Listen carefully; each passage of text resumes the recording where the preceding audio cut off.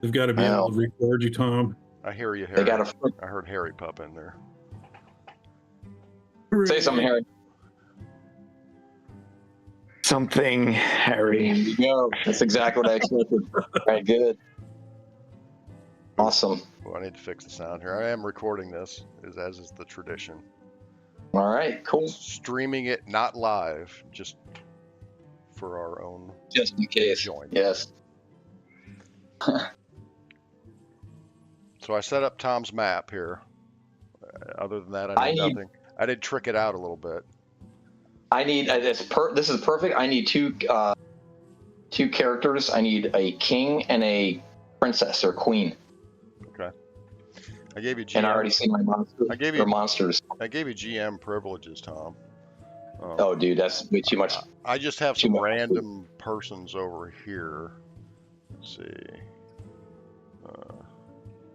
This guy looks kind of like a king with his horn helmet, maybe. Yeah, I like it.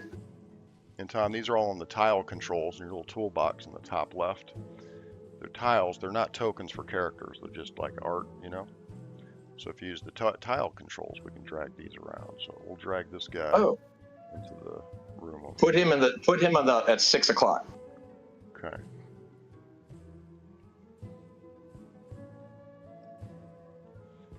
And I love the music. And then I made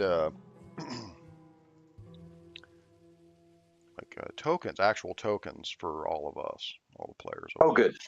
Perfect. Linked to like D&D character sheets, but they're just generic. Got it. Character sheets aren't filled out or nothing. And we have a dice. Yeah, the dice. You'll see the dice tray, bottom right. Yep. Just roll dice. Perfect. Yes. Let's keep your chat open to see the dice rolls. Let's test it out here.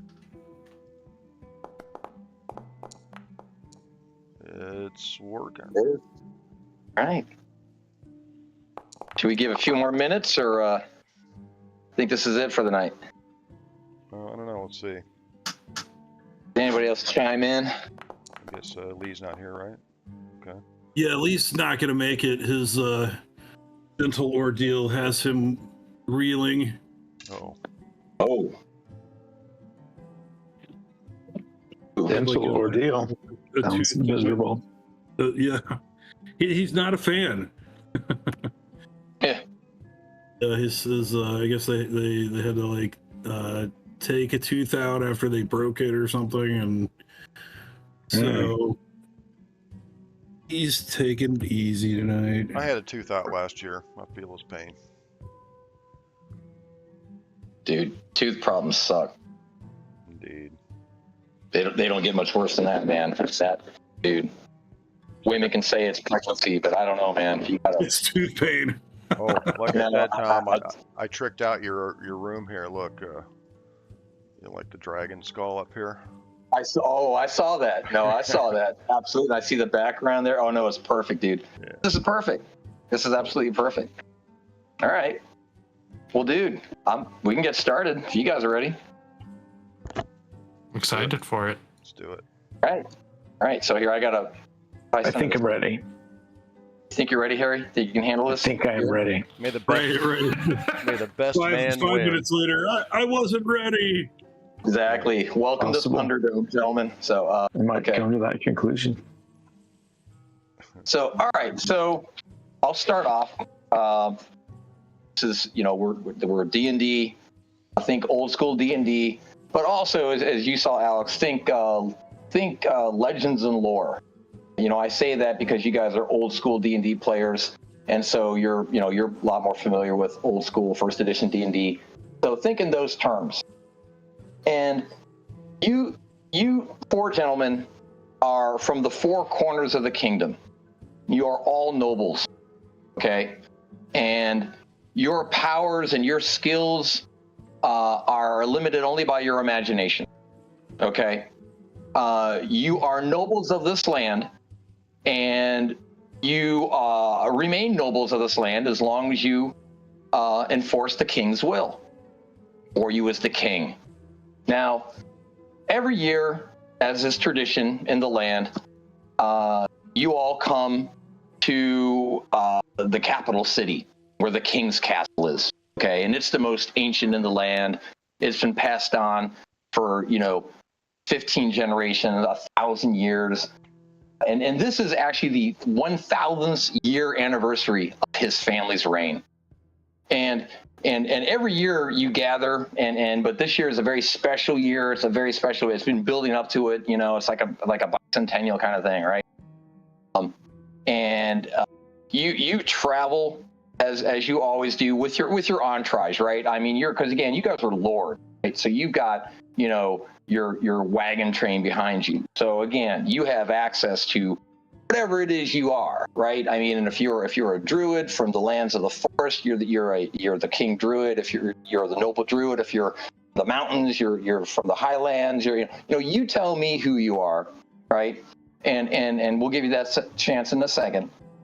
What you're doing is you're all coming to the kings and it is tradition to pay homage and to give a tribute to the king.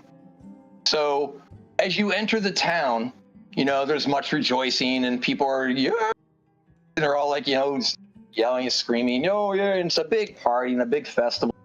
And of course, but only the noblest of the noble come inside and into the king's court, which we're about to enter. The king, in fact, why don't we go ahead and do that? So you see the king down at the far end, and I need a princess standing right next to him. If you could help me with a princess, Sean. Okay. And the four of you, you filter in, and I'll tell you what. Let's see, who is this, and who is this? Mm-hmm. Pick your tokens. Who are you?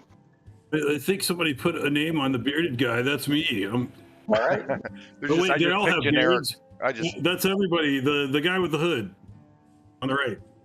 Yeah, I just picked generic art for him, So spread out around the circle, because that is your quadrant, and you're here again, and it's a big festival, a big party, and you all will be seated up around the upper ring, okay? Because that's where the nobles sit. You're almost at the level of the king. The king is a little bit high, right? Of course, raised. His daughter is there, the princess. Yeah. She's the most fair in the land, of course, and everybody loves the princess. She is adorned by all. She is, however, how should I say, the first female to be born in this line. In the line of kings, going on 1,000 years, she is the first female to be born, and so so everybody really loves her. I mean, she is so kind, so lovable, and she's just the best. And so the king, he is the most kind and gentle as well. He's well loved throughout the land. His reign, he's had 1,000 years of prosperity and peace for the people. And again, that's what makes this that much even more special of an event. Unfortunately, his queen did perish in childbirth, but that's well known. It was a tale of woe. But again, the kingdom has moved on. They've embraced the princess. The king has continued his reign and all its glory. And you all have now entered the great hall. And at this time, you will introduce yourselves to the rest of the party. Tell us who you are, what you look like, what you are, right? From as far as a character class or whatever it is you want to be. You could be dual class, whatever. You can describe yourself a little bit, and we'll go from there. Why don't you all take a spot like in the four corners, spread out. You got to be past the columns from the king. You got to be here. Okay.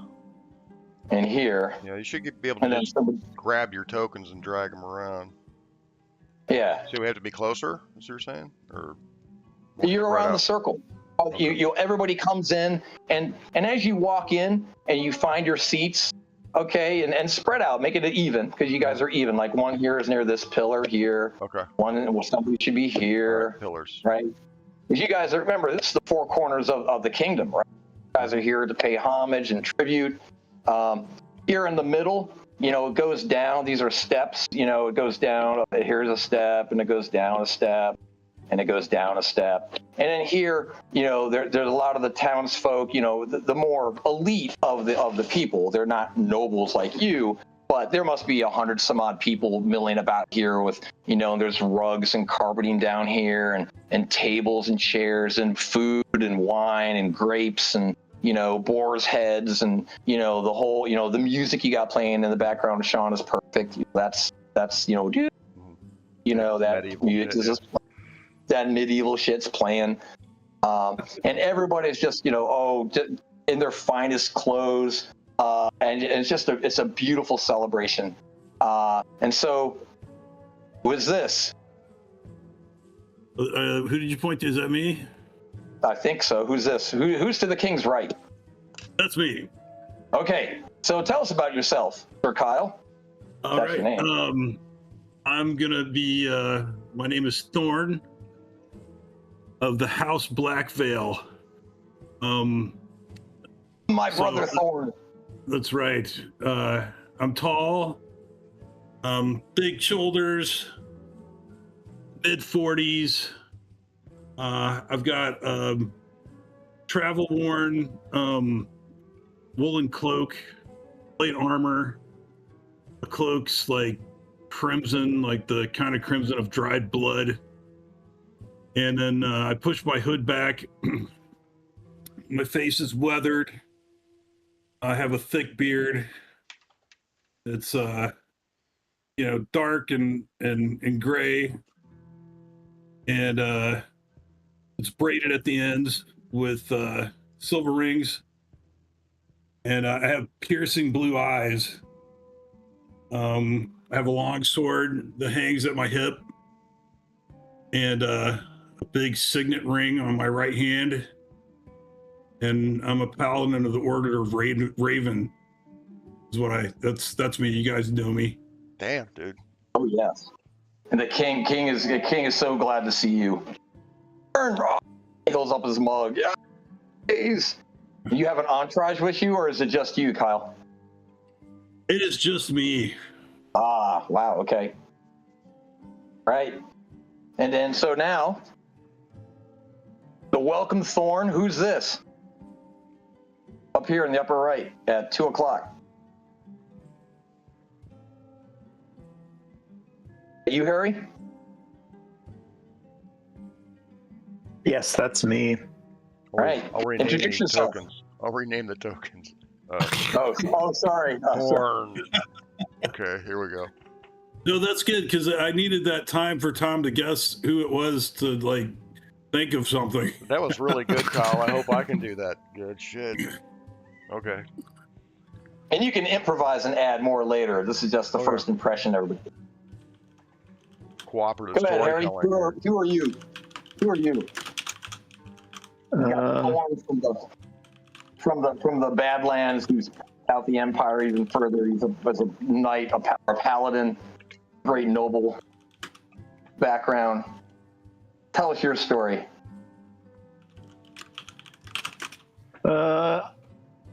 I'm Admiral George, and I have a fleet of merchant ships. And for this special occasion for the king, I brought a ship that we built for him, like a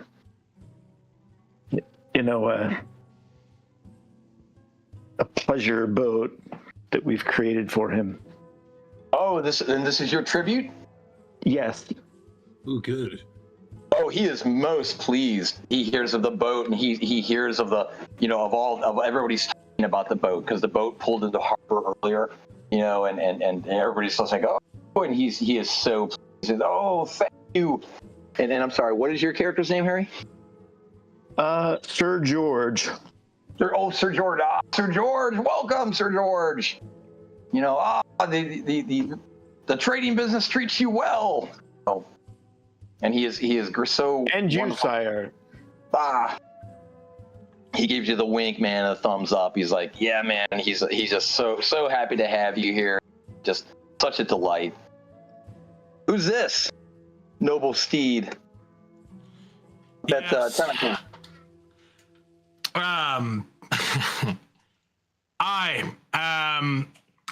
I'm Goodrod Sea Snake.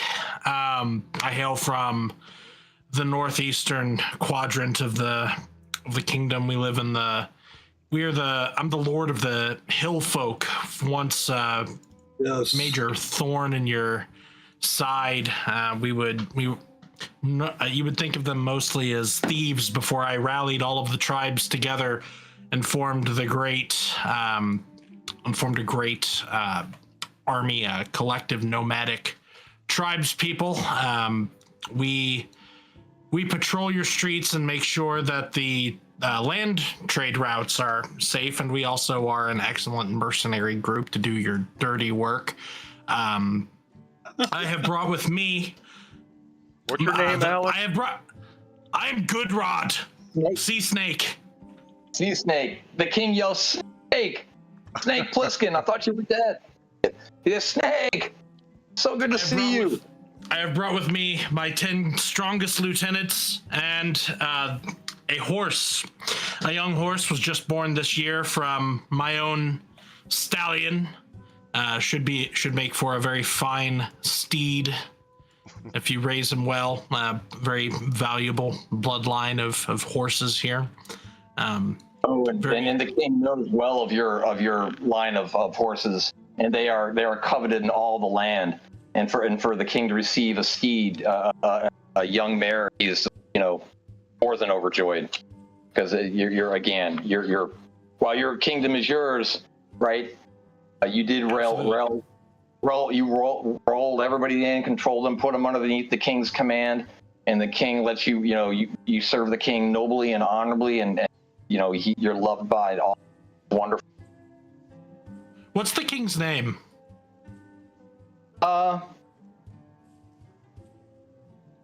Randall. Randy. Randy. Okay. King Randall. Yes. But the nobles call him. I raise my drinking horn. Skull! All hail King Randall! And then my 10 men behind me, they yell out, "Ah, yeah, woo!" Hey, how old is the princess? Oh, she has just become of age. She's a ripe 16. Well, I guess we'll go 18. Keep it politically correct. She's a ripe 18 years old. She is. Yeah, this isn't a Muslim adventure. Okay. Right. Exactly. So, yeah, she's considered a woman though now. She is considered marrying age, and that's not lost on any of you. Uh-huh. Who's this here? Oh, yes. So this guy, he's huge. He's like a giant. He's in full plate mail, shining plate mail armor. He's got a bearskin cape with a greatsword on his back. And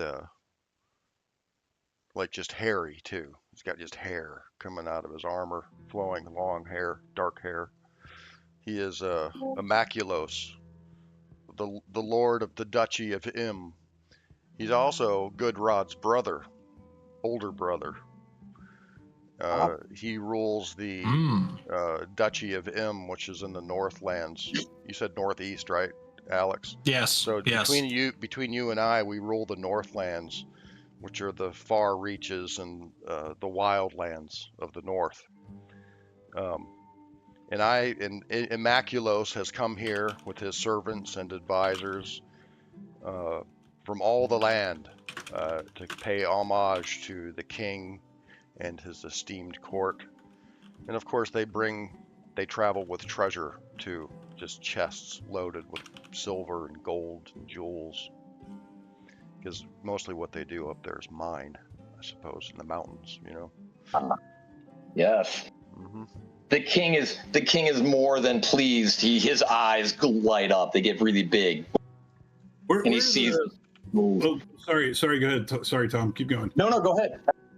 No. Where are the doors to this place on this? You guys came in from underneath the dragon head here, and so you came in from that side. So you came in from the top. and then you filtered in to the left or to the right, and the king is down here in the south quadrant, in the south circle. Okay, so just then the doors open where we came through with some similarly dressed men to Thorn, and they're carrying something between them with a cloak over it.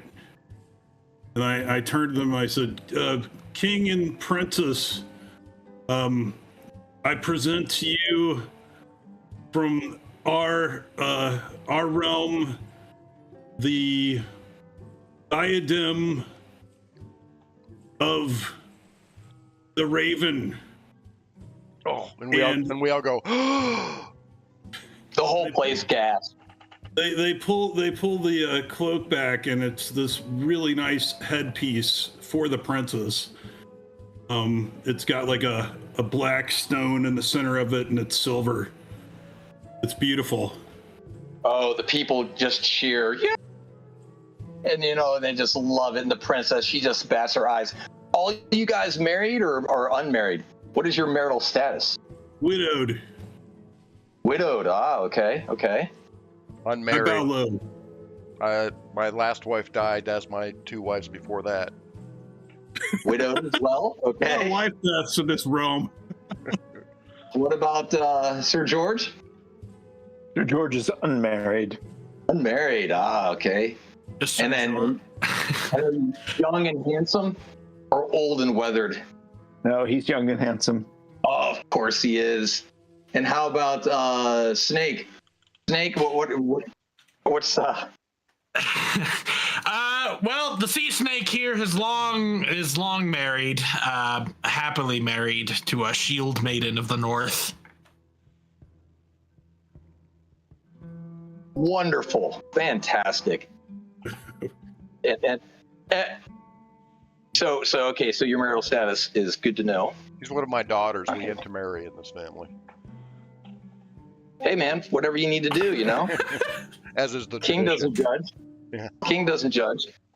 So again, in the center circle, you know, there is the king claps his hands and he gives a big speech, you know, and he talks about the peace in the kingdom and how he's so fortunate to have 4 nobles helping keep the peace in the land, and you know, helped his reign go on 1,000 years. And you guys look around this building and everybody roll 20-sided.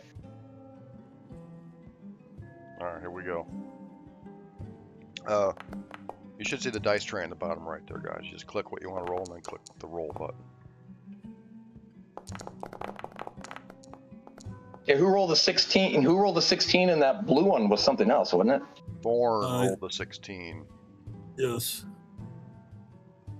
Thorn rolled the 16, and you're the minor as well, right? No, that's Who Immaculos. wins? Oh, that's Immaculos. Who's Immaculos? What did you get, Immaculos? I got a 3. Oh shit! You're already starting to feel drunk. You're like, oh, no, I I'm don't. half drunk already. Yes. Or you just don't even bother to notice. You're too busy looking at the princess. I am. But the king talks about how, you know, old his kingdom is, and you know, he says his father, you know, and on the walls surrounding this cathedral, you know, is basically, you know, the story of his family, of his legacy, has had his, you know, passed down over the past 1,000 years. And you can see all the triumphs and, you know, and popular battles and border skirmishes, and, you know, and the people who have come, you know, father to son, passed down, and that surrounds this place. And he talks of many of them, talks of the powers that be, of the days, and how fortunate we are now. Everybody down in the courtyard, they're all just so ecstatic. They're all looking at the king, but everybody's looking at the princess. And everybody looks at the princess, and she's just ordained. She's got a giant gold necklace on. She's got rings on. She's got a big staff in her hand. You know, she's got a crown, and she is totally decked out and just, you know, silk, purple, you know, flowing gown with white lace. and the king keeps talking about, you know, about how great the land is, and then the queen, and then he says, "Oh, my lovely daughter, you know, as you know, has come of age, you know, and it is time for her to marry and take a husband." And the crowd yells, "Yeah!" You know, and they're all just so happy, you know, because it's been long anticipated. And she blushes, you know, she gets all, you know, pink skin, or she's really white, but she's got, you know, the red, pink, you know, so yeah, so it's a beautiful time. It's wonderful. How do I move people? Tom, you have GM privileges, like I said. So at the top left, you'll see a little toolbox with little boxes. You'll click on the cube box with the 3 cubes. Those are tile controls. And if you click on tile controls, How do I go full screen? How do I go full screen again? F11. F11. Mouse wheel will zoom out and in. You know what? How deep into the AD&D stats are we going to be? Like, should I be rolling up my character sheet here? No, not yet. Hold on. I want to move, dude. Yeah. Just give me, because I can't find it. Move the princess. Oh wait, globe. There's a globe. Public roll. Tile. Oh, private is what you want on the top left. What's that? Tile control. Yeah, you see the head, the little meeple head. Tile control. Those are token controls. Is the first box. Tile control. Then there's measurement. Don't stop controlling me. Measurement controls, and then tile controls is the third box. It's like a little toolbox at the top left. You should see it. Especially at the DM, it gets quite big. You should see a whole cluster of boxes there, Tom. Do you see them? Create character, actor browser, create folder. Just on the tabletop itself, you should see at the top left and kind of along the left edge of the screen, these little boxes, little tools that you can click on. Yeah, unfortunately, my computer is displaying weird, and they are not there. I think I know what you're talking about, but it's like. Well, you can ping though, right? Just press and click and hold. That's what I'm trying to do, but it won't. I'm trying to grab her and move her, but she won't move. Just ping where you want me to move her then, for now. Move her right here. So the princess walks down, and you know, to be among the people, and first she bends over and you know. Oh, let me back up. I was too busy trying to figure out how to coordinate damn stuff. The king, you know, claps his hands. Let the dancing and music begin. Let the festival begin. 1,000 years. Yay. The whole crowd goes crazy. Yeah, and there's like, you know, little sparklers, and you know, like you know, there's like, you know, the magic users come out and you know, a little fireball, you know, firefly, whatever that shit, you know, and they're rolling out the edge. You know, of the place, and then there's you know musicians and monks that come out. They start chanting, you know, and it's the print, and all the people are yelling. The princess, she leans over and whispers something into her father's ear. Her father smiles, she's so proud, and then she moves down to be amongst her people, you know, and she walks down in the middle, and again, there's just you know. Carpeting and you know and the roll you rolled earlier. Who made that roll? Sorry. Thorn made the high roll.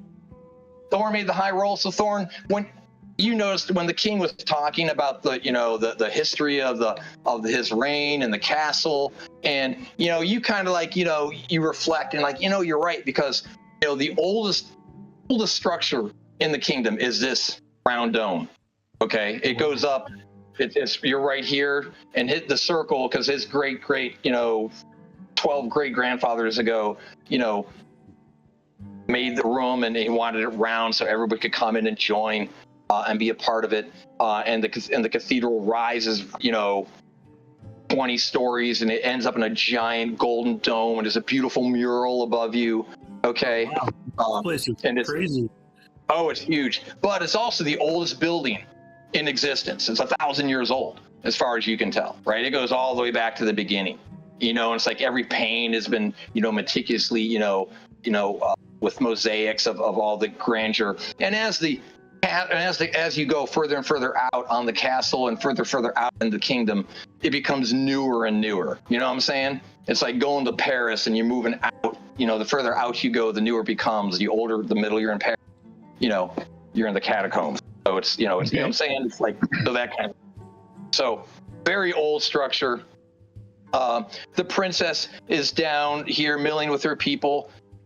The king is smiling. Anything anybody want to do? We'll go to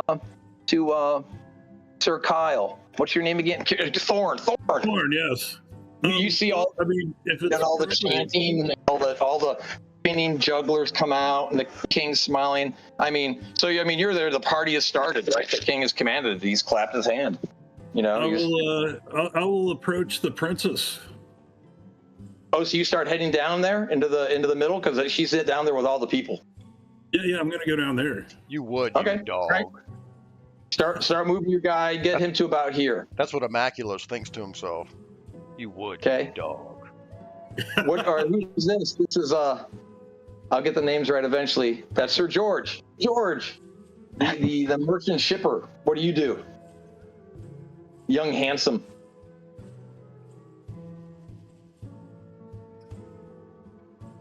George probably gets there before me. I'm like, you know, the weather. It's all happening. We're not rolling initiative. It's all happening simultaneous. Everything. Go ahead, Sir George. I don't hear you. This. So George has had too much to Yes, drink. I'm here. The young, handsome Sir George. So, you want to do anything? The party has begun. Dancing, chanting, music, dancers, revelry. Sir George will enjoy the revelry. Okay. So if there's dancing, he'll dance.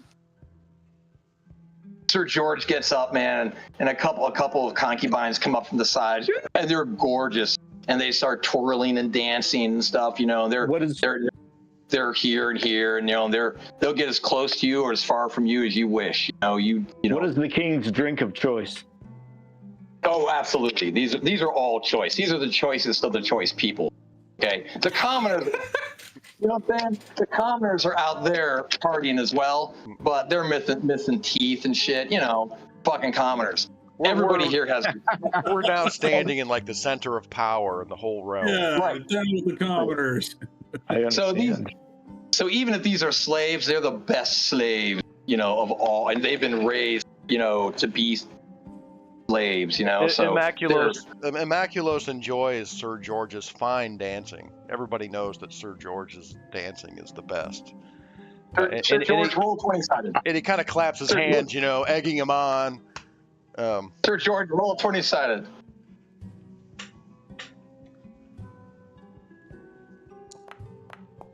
Oh, is that a 20? You bust a fucking move, everybody is in awe. I mean, you know, people start looking at you, and Sir He's very Megalon, acrobatic. yeah, you're like, damn, dude, he can fucking dance. You're like, shit, no, I you know told your you. stuff. The legends are true. The legends are true. And the princess looks up and takes notice in her eyes. You know, Yes, during this one part, he does this extended somersault across the room. right? You're like a kung fu movie. Absolutely. Oh my god. And he throws down some cardboard and does some breakdancing and spins around. Yeah. Oh shit. He does the robot. Awesome. All right. So Snake, what are you doing? I'm gonna let my hordemen loose into the crowd to wreak whatever havoc it is that they'll wreak. But They mill about and yeah, I'm gonna try to get up to King Randall himself. Make my way towards him. Immaculus. you know that Immaculus. you know that would not be appropriate at this time. You know that time later. Because remember, you've been here before. Okay? The king has court with all of his nobles, but later. You know, this is a time. Yeah, I was just gonna say, as Goodrod comes up past me, approaching the king, I remind Goodrod that you must seek permission to approach the king, good brother. And would that be you then, Immaculos, giving me permission? Of course. And he looks over at the page standing there. And he just kind of nods his head, like letting them know that he would like permission to speak to the king. So and the pages surrounding the king are like, oh no. So that I may congratulate him on his daughter's coming of age, kind of a thing. I want everybody to everybody roll 20-sided. Tell me what you get. Okay.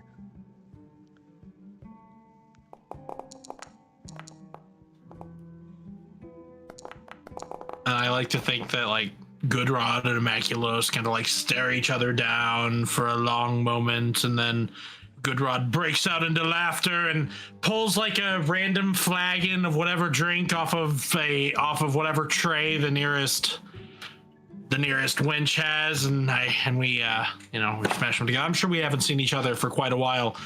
It's great to see you again, Immaculos. Stern as always. I give him a big bear hug and spill his mead everywhere. Let's see, Tom. So Immaculate got a 9, Thorn got a 10, Sir George got a 6. Low roll Goodrod got a 7. overall. Who got the 10? Who got the 10? Thorn. Your head starts to hurt. You get a headache, and you start to think music is like out or something. It's like fuck. You're like, what the fuck? Huh. No. The queen is here amongst her people, and everybody, they're all touching her, and oh, it's lovely. And the music's getting louder and louder, and there's cloaked people surrounding the entire outside, and it's becoming more and more festive, but more and more rowdy too. Everybody feels an uptick in the party. Like, imagine that scene in Blade right in the very beginning, where the chick brings the fucking guy to the meat house to get eaten by the vampires. Yeah, just watch that. Everything went up in tempo. Everything's just gone up in tempo. Everybody roll 20-sided. I just changed the music to Dark Deeds. I noticed that, Another as you 20? should. Everybody roll 20-sided. Okay.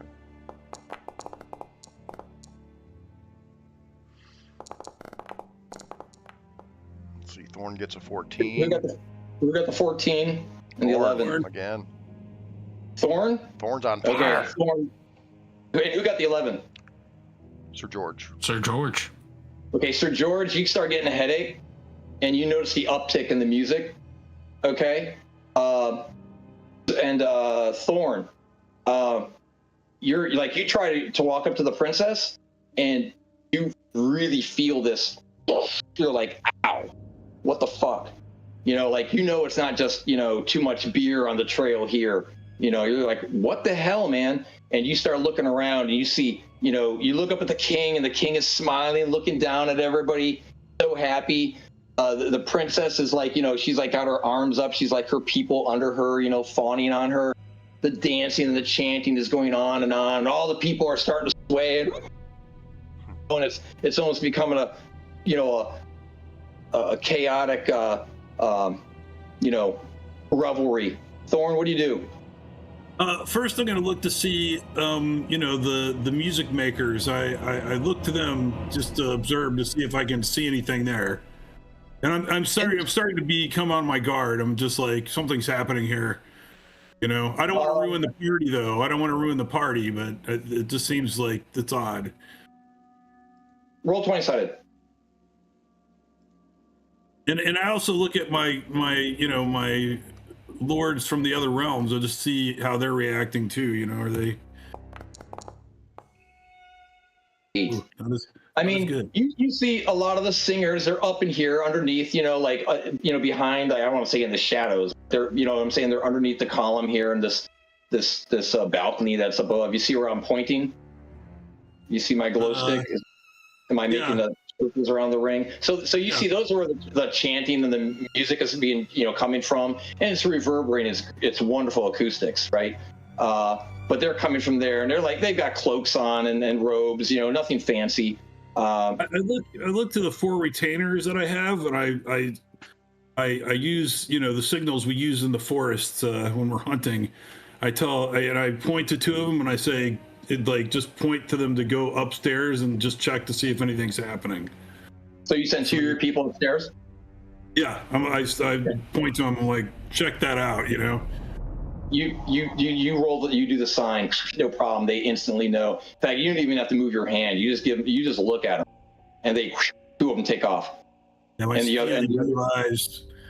other 2 remain. They're like. I'm sorry. Where are the stairs? There are stairs. Pull out. They find stairs that start here, and they would go up, around. They start here, and they'll start going up this way. Wait, oop. Who drew the fucking bard? This way, and this way. You see my thingy? So the stairs go up like that. Okay. All right, so Sir George, what do you do? Who drew the fucking bard up here? I don't know. They did a great job, though. Oh, I doodled. Oh, okay. Did you really? Yeah. Pull that back down. Dude, you need to save that as a character. Man. Yeah, that's cool. Your doodling's pretty darn good, buddy.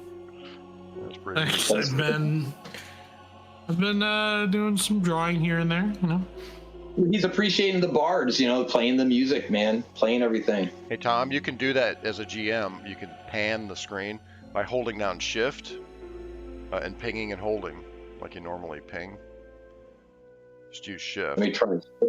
That just paused the game. Space bar is pause. Yeah, try Shift, hold down Shift, and then ping. Okay. Hold, yeah. There you go. Got it. Yep. Okay. So if I want to go back in the middle, go. I see. Okay. All right. All right, so George, what are you doing?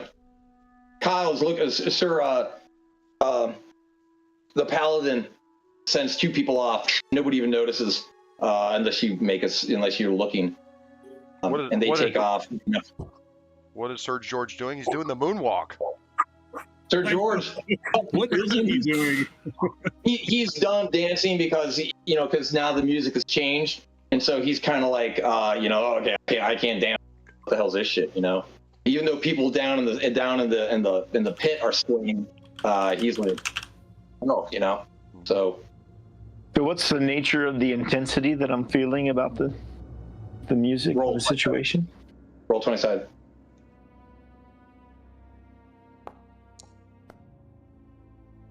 16. All right, so you try to get a feel of the place, okay?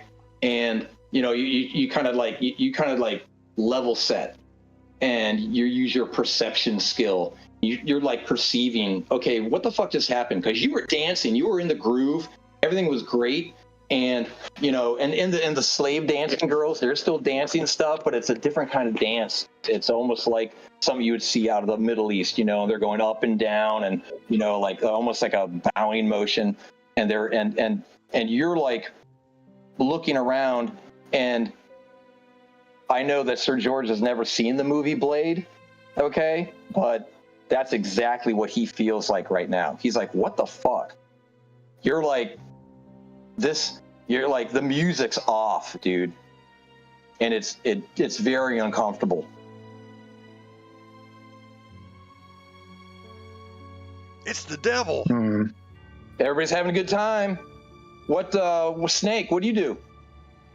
Harry's assessing, realizing the severity of the situation, but he doesn't know why. So do I have a headache? What did you roll? We both I rolled a 5. Low. We rolled really no, low. you the music seems to be the music, man. You're not much of a music guy. You're like, whatever, dude. Right. You don't really like the song, but it's like Michael Jackson playing on the elevator. You're like, fuck, whatever. No, this is not your genre, but hey, you'll deal with it. Good rod. Let's pull out our hand axes and do the axe dance. It has been many years since we have done the axe dance. Yeah, it's where you throw and catch each other's axes. Oh, fuck. That's a crowd favorite. Like a juggling kind of thing, As long as it goes well.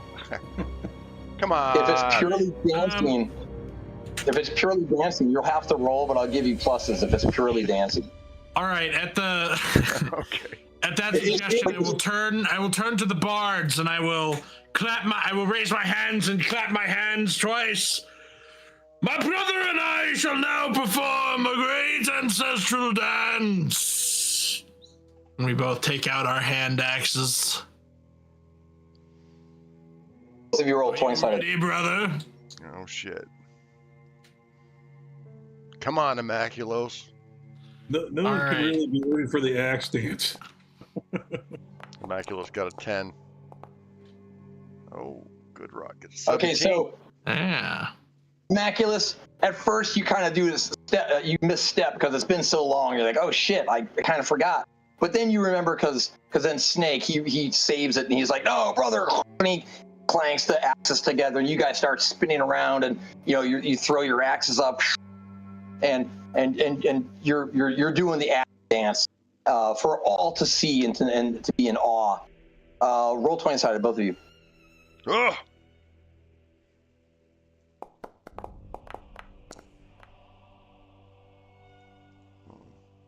All right, following my 17 up with a 12. That's pretty good. Oh, Immaculus! Okay. So who got the 2? Shocking. Immaculus got a 2. Immaculus, Oh, Immaculus, these new you are boots so hurt. into the dance. You're in the dance. You're twirling and shit, and you're like into the axe dance and stuff.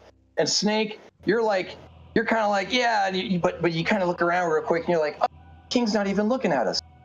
He's looking straight down at the princess, and then you realize, right, no one's looking at us, and everybody's staring down, looking at the princess, and looking at all the revelry and the dancing that's going on down below.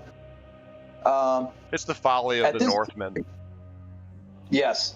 So, but Immaculus, man, you're loving it, dude. You're like, you're the only one who realizes there's not something, because you're acting, dude. Yeah. So the princess, you see at this time, she starts to chant and sing herself, and everybody starts bowing at her, and everybody's bowing, and she takes her hands, raises them, grabs the staff in between the two, and she smashes it on the ground. And everything in this circle. Grab the what in between? I'm sorry. What? I'm sorry. What was it? Go ahead. Was it a Her staff? staff. The audio cut out. The staff that she had in her hand. Okay. She smashes it to the ground, and then you hear this chanting come from her, and her chanting. Every roll 20 sided. And the chanting's become extremely intense now. Ooh. Wait. Whoa. One more. Oh, sorry. We got the 15. Thorn, I did, and so did Sir George. I think I did too. Yes. Oh, I thought I saw a 2, and a 3, and then a 15. And we both rolled. I clicked on Lee's picture just to see what his character was about, so I clicked off of it and used my character. So You're Thorn saying got a that 2. doesn't count? What? Thorn got a 2, and Immaculus got a 3. Okay. So Thorn and Immaculus, you are, you're kind of just like stunned. You're immobile for a minute. Okay. And you're like, I might have some for that. The chanting is overwhelming, and you actually start to realize, wait, what's going on? And then right then you're kind of like stunned, okay, because you hear something. And who else is stunned? Oh, the 2 spinning people? Oh, that's perfect. Okay. Snake, see your brother. Such a crazy effect. Your brother is kind of like spaced out, and you see that he's not responding. He's like, his eyes have like glazed over. Oh. You notice the king. He's just staring straight at the princess. The princess has started chanting. And who's this right here? This is Sir George. What did you get? I got a 15. Yeah. Okay. So you made your roll, and you hear the chanting, and the princess is like, there's like her voice has gotten different, and as she slams the staff down on the ground, keep those things spinning. Keep those guys spinning. The stunned ones. I'm going to put a marker on them, actually, I think. Okay. The in that center circle where she's standing, all the carpeting burns away, and the tables turn to ash, clear out to dust. Okay, and all the people, okay, they're all like, and as the dust and they're like a wind comes from God only knows where, from above, and it clears away all the ash and dust, and you see a mosaic on this right here in the middle of the circle, and it looks like a 5-pointed star bent a little bit, and there's something in the middle, and you're like, what the fuck? And right then, and you can, and you guys, this is like ancient, methodic, tapestry, like the tiles of the ancient Romans, and cracks appear, and the whole thing caves in. Oh shit! All the people who are standing or who are in here, they all scream, and the princess falls in too, and she screams, and she looks like she loses her balance. She falls down, and she falls deep into the chasm below. This right here. Who's spinning right there right next to the? That's me, Thorn. Thorn, were you on the ground floor? Were you like on the step right above it? I was on the step right above it. I froze when my head started to hurt. You're frozen there, and you're like, spinning, and you can see enough that you're concerned. You see the floor give out in front of you, and through your headache, can't move, but you're like, oh my God, the floor just fell out, just right there at your feet. Okay, so that's that round. Call. Okay, so next round, the king is still smiling. He's looking down and he's smiling, so happy. And there's nothing but there's all screaming and chaos now. The people who fell down. There's some servants that are up here, some slaves, but they're all screaming. Ah!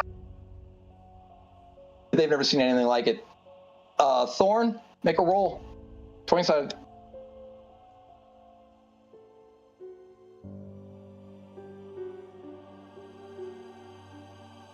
What devilry is this?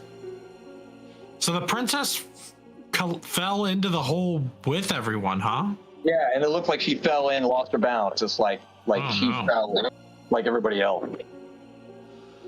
Thorn, roll 20-sided. You got it. My hordeman! Ooh. All right, you're still stunned, man. You've still lost sanity, but the chanting that's going on behind you has grown, and now you recognize, even though you're stunned, you recognize that it's coming from all the chanting around here. Okay, that circles you and surrounds you. Sir George, what do you do?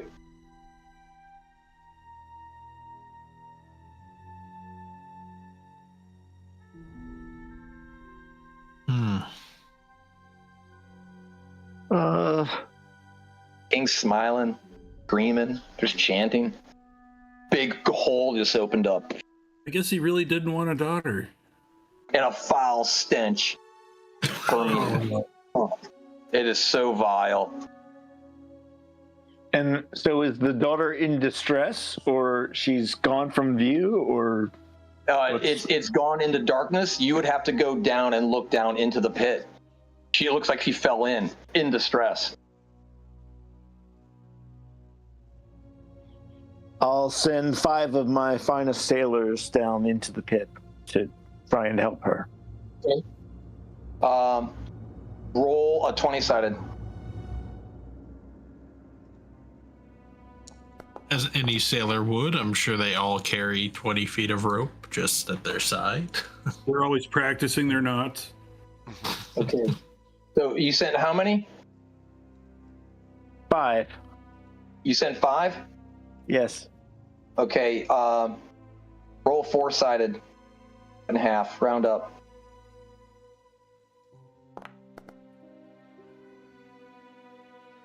2. So. Yes. Or no, you rolled a 3. Yes, I rolled a 3 out of 4. Okay, so of the 5 men you send, 3 of them do not. They're like, what? They're like stunned. They're like stunned, like not moving. They're like have no consciousness. They're just staring into oblivion. 2 of them, you know, they're all freaking out, but they start to pull rope and shit together. But they're shaking, but they start to go down into the pit. And they start to walk towards it, and they approach the edge here and here. Roll 20-sided for both of them.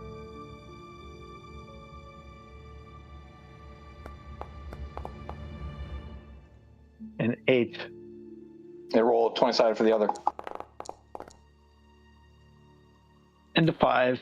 Okay, they both get to the edge and they try to look over and they both recoil. It smells so bad. They're like, you know, they recoil back. It's horrible. And so they're trying, but they're fumbling and shit. They're like, they're not at their best. Okay, who's this? All right. Snake. Is King Randall still surrounded by his pages?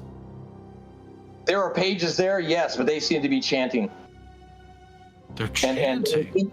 And King Randall, and roll your 20-sided real quick. Yeah.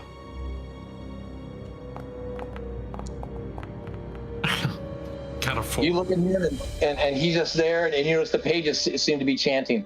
You know, that's what you notice. You know, unless you do something else. But is the king chanting? No, he's just sitting there smiling, looking down. He's smiling. He's got that same smile on his face. Very consistent. Okay. Good. I think at this point, Goodrod sees that this is clearly the work of evil magicians, and these must be the evil magicians. So I'm going to charge directly at the pages. Charge him. What do you do? On you vile men! Yell "be gone," or do you do something more bloody? No, I yell, "Away from the king! Away from the king!" And I take the axe that I was dancing with Immaculos. In fact, I take Immaculos' axe in my other hand and I do a full charge, 2 axes. Okay, roll 20-sided. All right. Oh, the 17 was there. Right down the know. middle. So you run up with your 2 axes, and you come up to this page, and he's not moving. He's chanting. And you're like, oh fuck, you try to swing your axe, you're like, oh hey, that's a dance move. Damn it. But then you try to recover. but you end up hacking the guy because there's no defense on his part. He's standing perfectly still.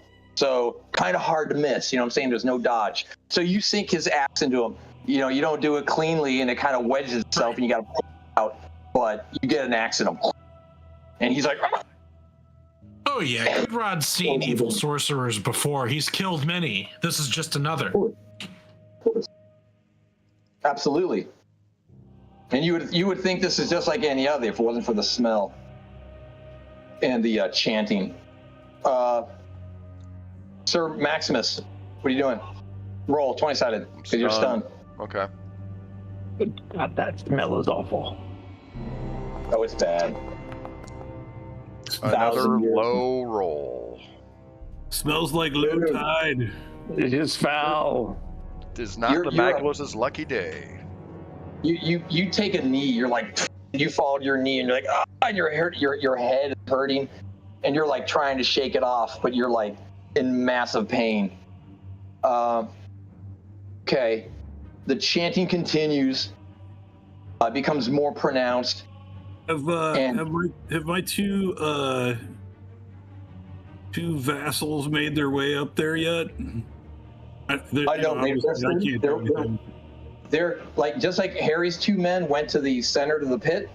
Yep. Your 2 men are walking up the stairs, so they'll reach probably right here where it pops out here in a moment. This turn. Gotcha. Okay. All right. So there seems to be more rumbling from the pit below, and a spew of like, black tar almost comes up, and it goes straight to the roof, the golden dome above, and it like and splats on top of it. Just Wow, 20 It starts- stories up. start dripping down. Okay, go. Who is? Sir Kyle. Hey, Tom, is Sir the Thorne. princess still there? She didn't go in the He's pit. in the did pit, She fell. She's in the pit. and Okay. nobody's looked down the pit directly yet. Okay. So, Well, except for I guess the sailors, well, but the two. they're sailing into the abyss. You mean the two people that Harry sent, Mhm. Sir George? Yeah, they got to the edge and they were repelled by the smell. They didn't actually look down it. Go, Sir Thorne. Well, okay. Well, I guess I'm still under the effect here. I guess I just need to roll. Try to get unstuck. Your chances are getting better though. The more you roll. The affected. Yep. Okay. Oh, All right. there was the 20. The rolls are so below average today. You need a 10 to break it, but because you've rolled twice already, you're starting to shake out of it. But and you come out of it this turn, but you come out of it this turn. Okay. Oh, Sir George. All right.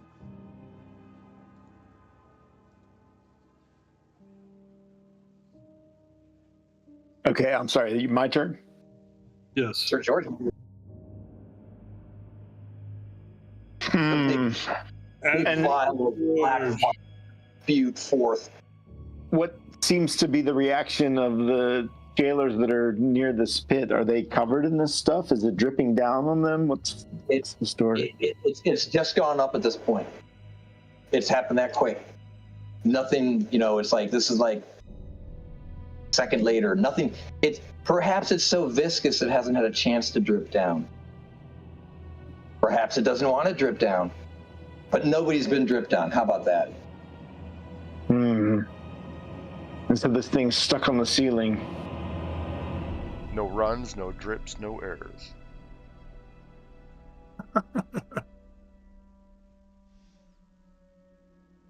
that's a lot of black stuff.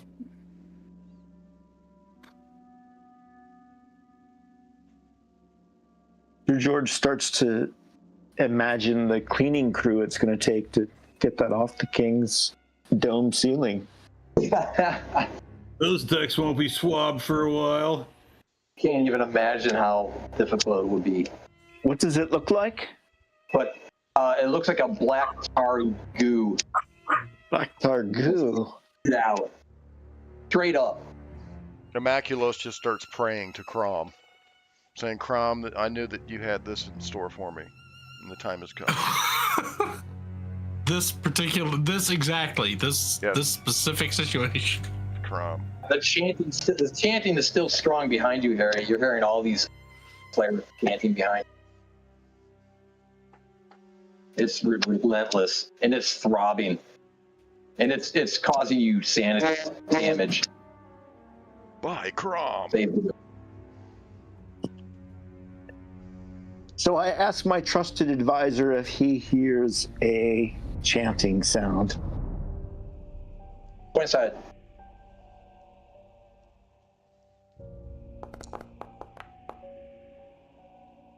He looks at you and says, 13. he looks at you and says, yes. It's my head is throbbing. It's been horrible. It's been fire.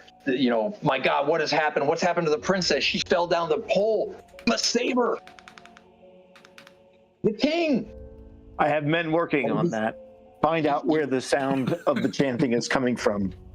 Oh, he points. He points around. He points to all the monks underneath the balcony.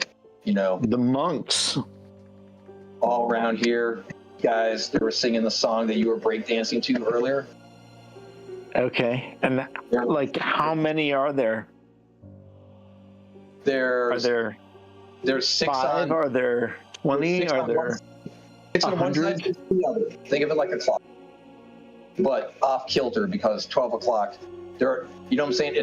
Think of it like a clock, but there's nobody behind the king. You know what I'm saying? One's off to the side and one's off to the side. And think of it as a tilted plot. Does that make sense? I think so.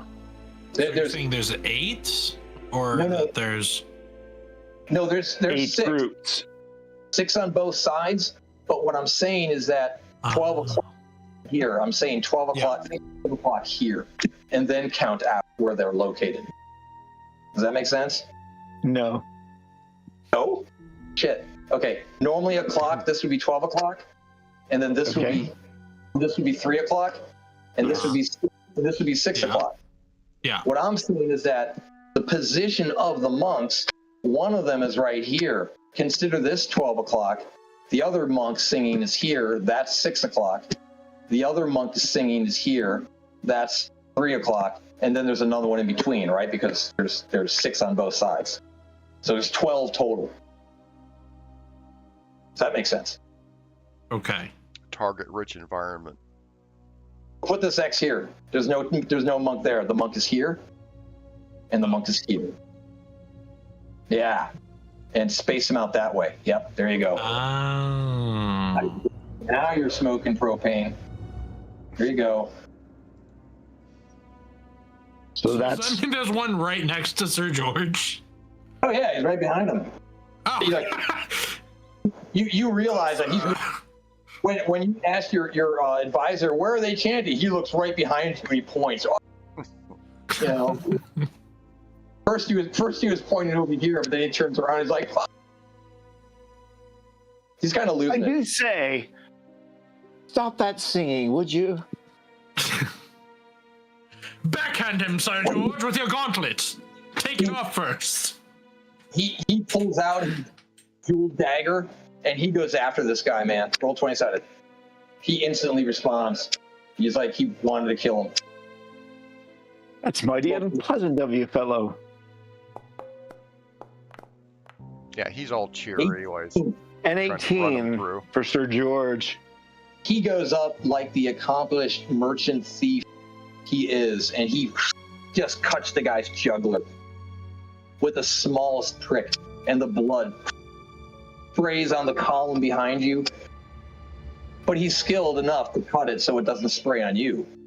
And the guy just falls to the ground. Big smile on George's face. Yep. The king is smiling too. Shit. All right, so who's this here? That's Spinning. Immaculous. He's praying. Immaculous. He's Almost. praying to Crom. Okay, roll 20-sided. Come on now. Is Immaculus a paladin?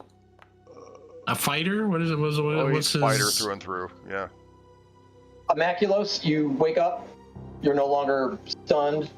Okay. Sanity is no longer stunned, so you can stop the spinning, and you do something. You get you a situation. Go roll 20-sided. Check my bearings. Yep. A 1. Oh man. You're like, He thinks to look for the What? princess. right, yes, you do. And so go forth and do it. Tell me what you do. I run up to the edge of the pit, looking in for the princess. Okay, and you look down. Yeah. Roll 20-sided. I squint into the darkness. Make it good. Come on now. You're Cursed I You're am. horrified. You're horrified of what you see, and you stutter, and a gray streak of hair appears in your beard and along your hairline. And it grows all the way up your beard, your mustache, your bangs. Just and you look down and gaze, but you can't tell anybody what you see Oh. because you're like, oh my god. But you do. Doomed I you don't- am. But you don't lose sanity. You don't say you're not stunned again. Okay. You cope. So But you do feel a little throw up. You're like, I realize you the hold it. gravity. I realize the gravity of the situation. oh yeah, with the hole and the gone and the way that the floor is falling out. You see Princess is gone. well, Yeah. again, you can't speak to what you see, but the people that are left, some people are hanging off. I mean, it's screaming. people are falling in, losing their balance. It's just, people are still on their knees chanting. It's total chaos, dude. Okay, but yeah, so that's all you noticed. That's my turn. Snake. All right, axe to the head of the page in front of me, and then I'm gonna hurl the axe at this. I'm gonna hurl my other axe at the monk here. Cool.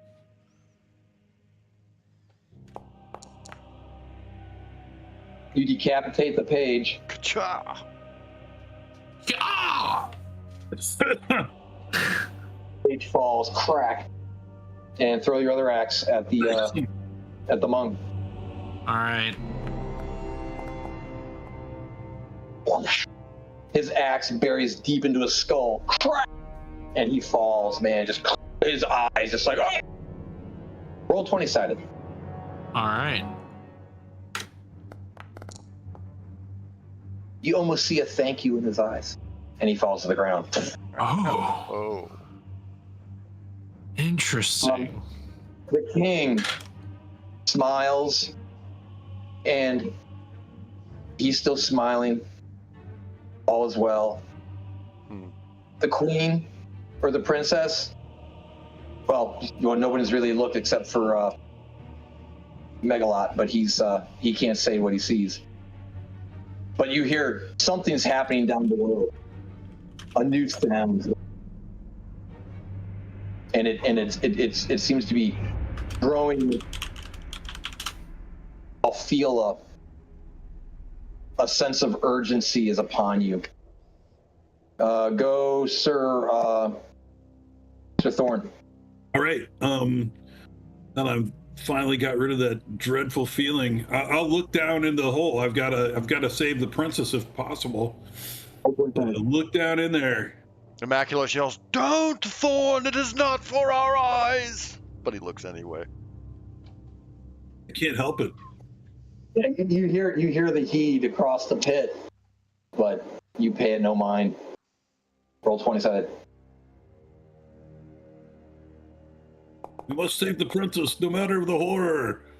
So you look down it, and Much horror. you got a 10, so you feel bile in the back of your throat through the smell and the horror that you see below, and you see this bubbling black ooze, and it almost looks like it's got eyes in it, and maybe teeth, and you do a double take, and it almost looks like tentacles are like creeping up sides of the tube that leads straight down. There's great stonework and it goes straight down, but this is like it encompasses the whole thing, and it seems to be just bubbling and oozing with tentacles, viscous yet slurry, growing up the sides. And you see on the bottom. In the bottom, you see people being eaten, being ripped apart by tentacles. Some eyes are just looking at people, blinking. So you see you see them all. And you try to get a fix on the queen, but you don't see her yet. But at the last minute, you get a glimpse, and you do see her. You catch the purple robes, but there's think of it like waves of black goo constantly going up and down the eddies, and the tides and up. You know what I'm saying? So that's why she wasn't visible, and then she became visible again. You know what I'm saying? Because she's like riding up and down. Everybody's riding up and down these, but there's hundreds of bodies in here because so you see bodies, but different bodies constantly undulating across the black pond of evil. What do you do? Dude, Besides looking down there, can I call out at all? Like, I'm gonna call to Sir George. I'm like, Sir George, bring your men and the rope. We must get the princess out of this chasm. And Kyle, you said the two men up top, right? Yes, I did. Okay, so one's here and one's here, and they have direct line of sight with you, and they're looking down, and they're looking in horror. Roll 20-sided for both of them. All right. I guess I could roll it twice. Let's see here. There we go. They are both. They seem to be. They want to give you a signal, but they're both healed over vomiting. Both of them are like, ugh!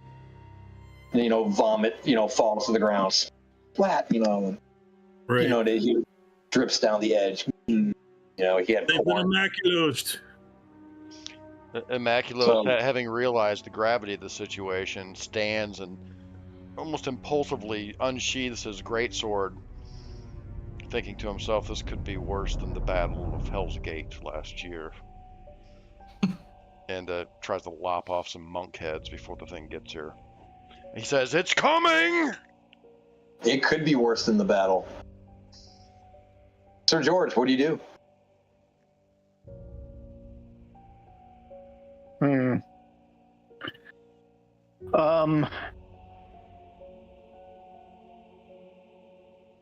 Does Sir George feel some sort of? I mean, what's Sir George's thoughts about the impact of having killed this?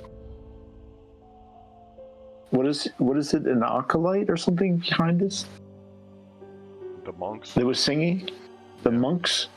Yeah, yeah. You've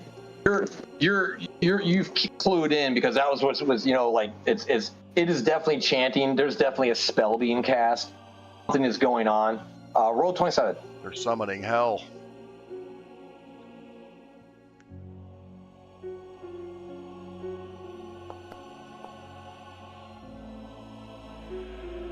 An 8. Yeah, you definitely believe that the monks are the cause of this. You're like, what the fuck? You've seen spells before, but you're not familiar with this spell, anything close to it. You've never heard this language. You've never heard this chant. I mean, it is totally alien to you. You're like, and you've been far and wide throughout the world, and you've seen so much, and yet you're like, what? I think Sir George might Okay, have... so the three Hey, men Harry, who won't go. Sorry, go ahead. I was going to say Sir George might have some bard levels. Might. Do bard Do you have stuff. Some Yeah, bard like- levels. Like they're singing, maybe you recognize it as... I don't know. Roll. Do you have those powers? You can roll for it if you do. You tell me, like I said, your powers are limited by your imagination. You tell me what you got on you, man. You tell me what you have. You do. He looks bardish to me. Legends and lore, baby. Okay? Think of the picture that cover that book, bitch. You're decked Okay. out. You fucking rock. Yeah. So I'll try and. All right, cool. I'll try and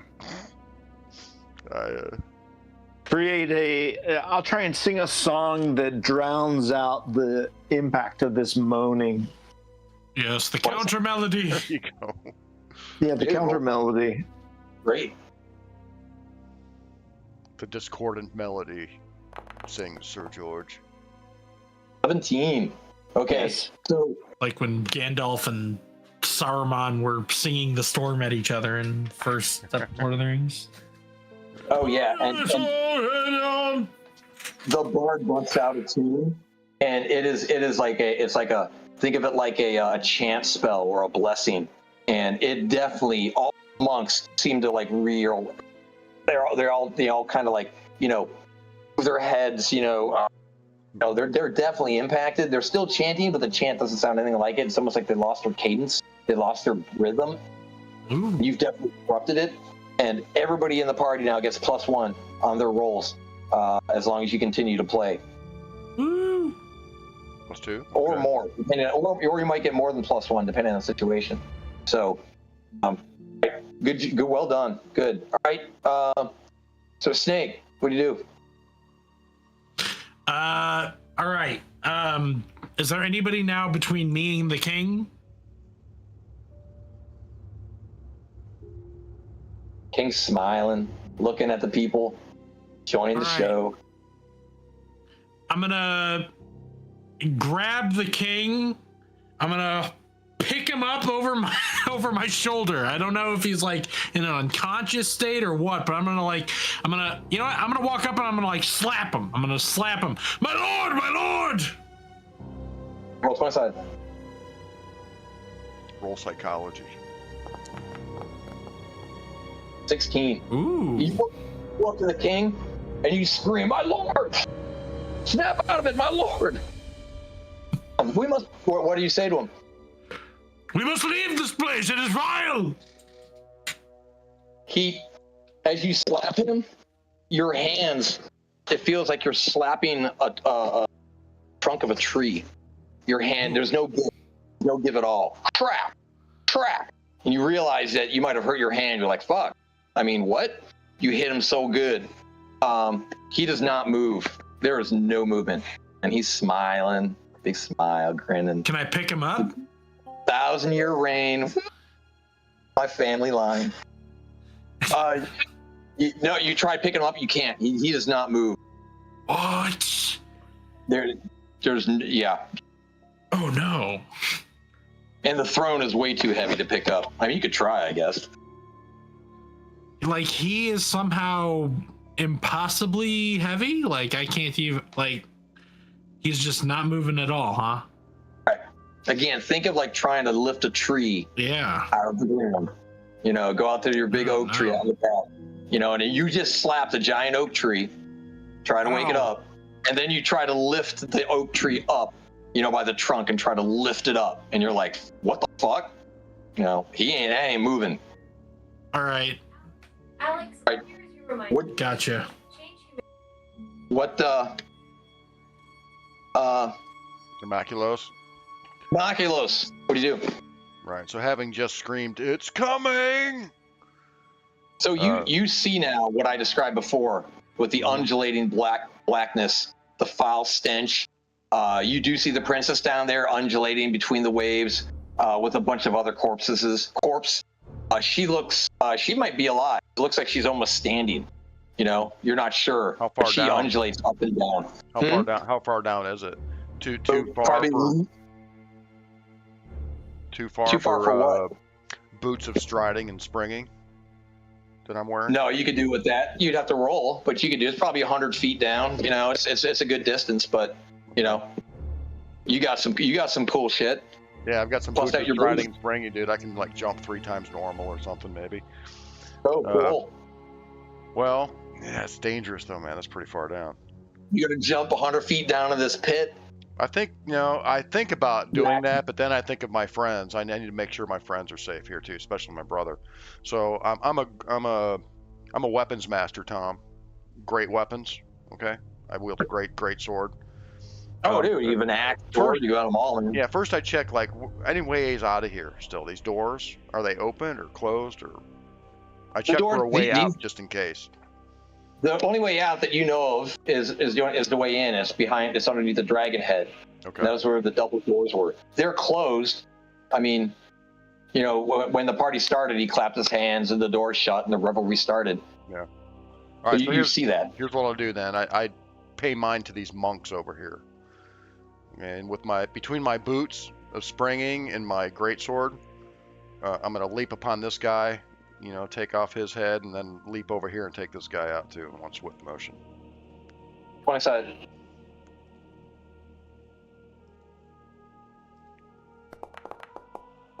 $16 on the first. Yay. All right, so you leap up on this first guy, and it's like, you know, you hear immigrant song from Led Zeppelin. Yeah, my theme music. You know, and you slice this guy in half, and crack, hit the ground hard. And then, anybody who sees you do this, like as you come down, crack with all the force to slice him, all of a sudden, you spring back up. You do a double flip, and you land, and you cut this other guy in half. Both of them are sliced instantly. Yes. Roll 20-sided. Now we're talking. Roll 20-sided. The sword is a sword of sharpness as well. Okay. You see something strange in their eyes as you slice them in half. Yeah. You're not sure what it is, but it wasn't the eyes of horror of somebody being killed. Yeah. There was almost contentment. They're just thralls, I mutter to myself. They are just thralls.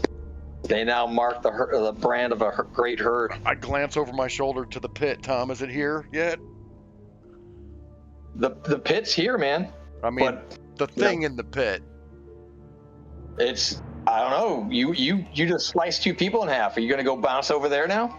Well, no, I'm gonna keep my distance away from the pit. I'm just checking my friends. They look okay right now. Okay. I'm gonna help Sir Snake, you George went, take right? out these cultists. Whatever the fuck. they Yeah, I just tried to get the king That's the king. out That's of right. the seat. Okay, the king is still there, smiling, looking happily at his princess to be wed. And the hell? Oh, and the new sounds are emerging from below. Uh-oh. And everyone roll 20 sided. Gotta get out of here, man. I gotta get out of this place. Thorn rolls a 4. 14, 15. Jeez. And that should be one more, right? I mean, with 5. Harry Plus just one. connected. Sir- Coming back. Actually, I'm gonna step Yeah. away just for a minute, guys. I'll be right back. Okay. The 14 and the 15. Mm-hmm. Okay, you guys, you hear chanting coming from down in the pit. Oh, well, maybe killing every monk isn't going to save us. Okay, so it is, who's this? Thorn, you're up. All right, man. I pull forth my sword. Wait, are both Harry and Sean gone? Yes. That is correct, yes. Let's pause the game. Everybody take 5, because it only works if everybody hears what happens. You know what I'm saying? Right, of Yeah. course. Let's take 5. Everybody go potty, get something to drink. We'll be right I back. definitely want it to work. Exactly.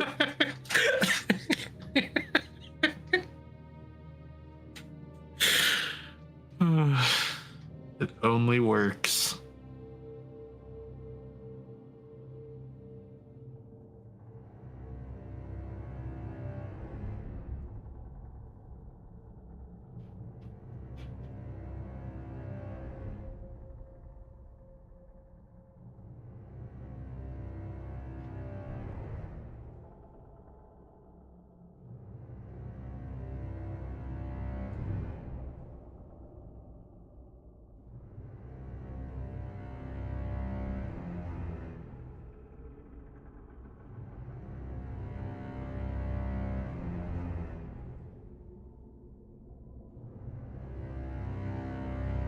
All right, I'm back.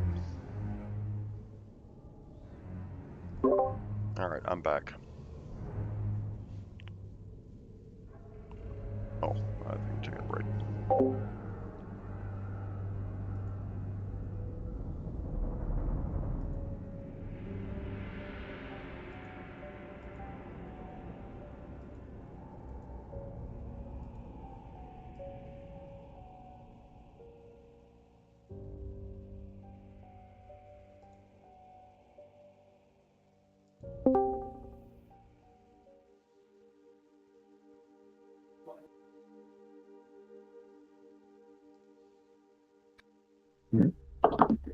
How about now? Can you hear me again now? Yeah, I can hear you, Harry. I think we're taking a 5-minute break here, though. I'm back. Yes, All right. we took a break so because we didn't want to have any gap in your knowledge, in Sean's knowledge. Yes, we always refer to the bard. Sorry to tag you, bard, Harry. It's just your token's picture looks like a bard. He looks bardish. I mean, he just danced his brains out. I think he's got some bard in him. Yep, definitely bard levels. All right, I'm going to step away just for a moment, and I'll be back right too. All right. Okay. I'll do that as well.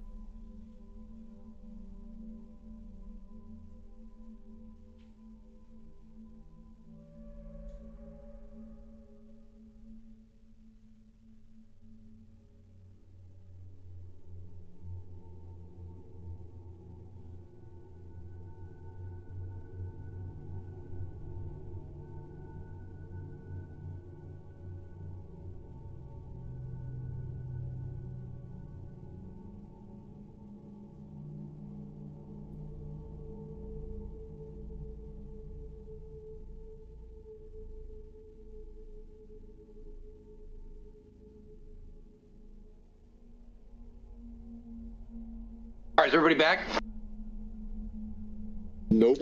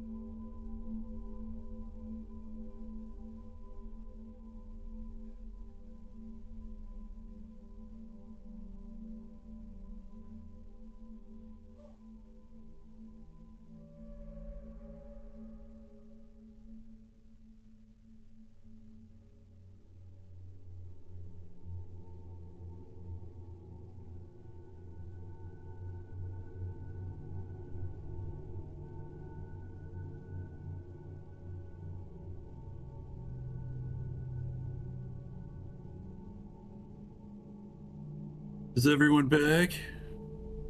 Just me. Okay. So, Petey decided it was time to go outside. of course. And when it's time to go, it's time to go. I know. Well, he's doing pretty good though. He's got that little kidney thing going on, so he goes out a lot right now. But I think Yep. he's doing a little better. Good. Poor guy. Sammy's not here to feed him the food that makes his kidneys not work. Oh, Okay, I guess. and I'm back. Yay! All right, And, we need. and her father also. Of course. Yeah. We need 2 more. We paused the game, Harry, because it was like everybody's got to be here to hear what happened. You know, it's part of the. Yes, sorry. Phone. No. I didn't realize it was so low on battery.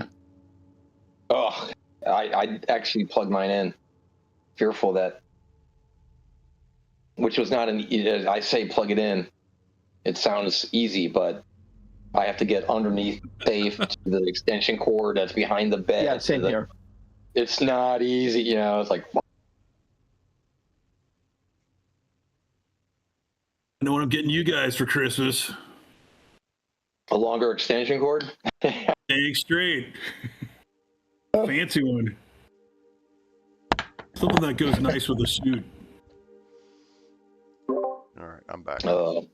Things are getting brutal, guys. I might have to pull out my Vorpal sword. I'm surprised you haven't pulled it out already.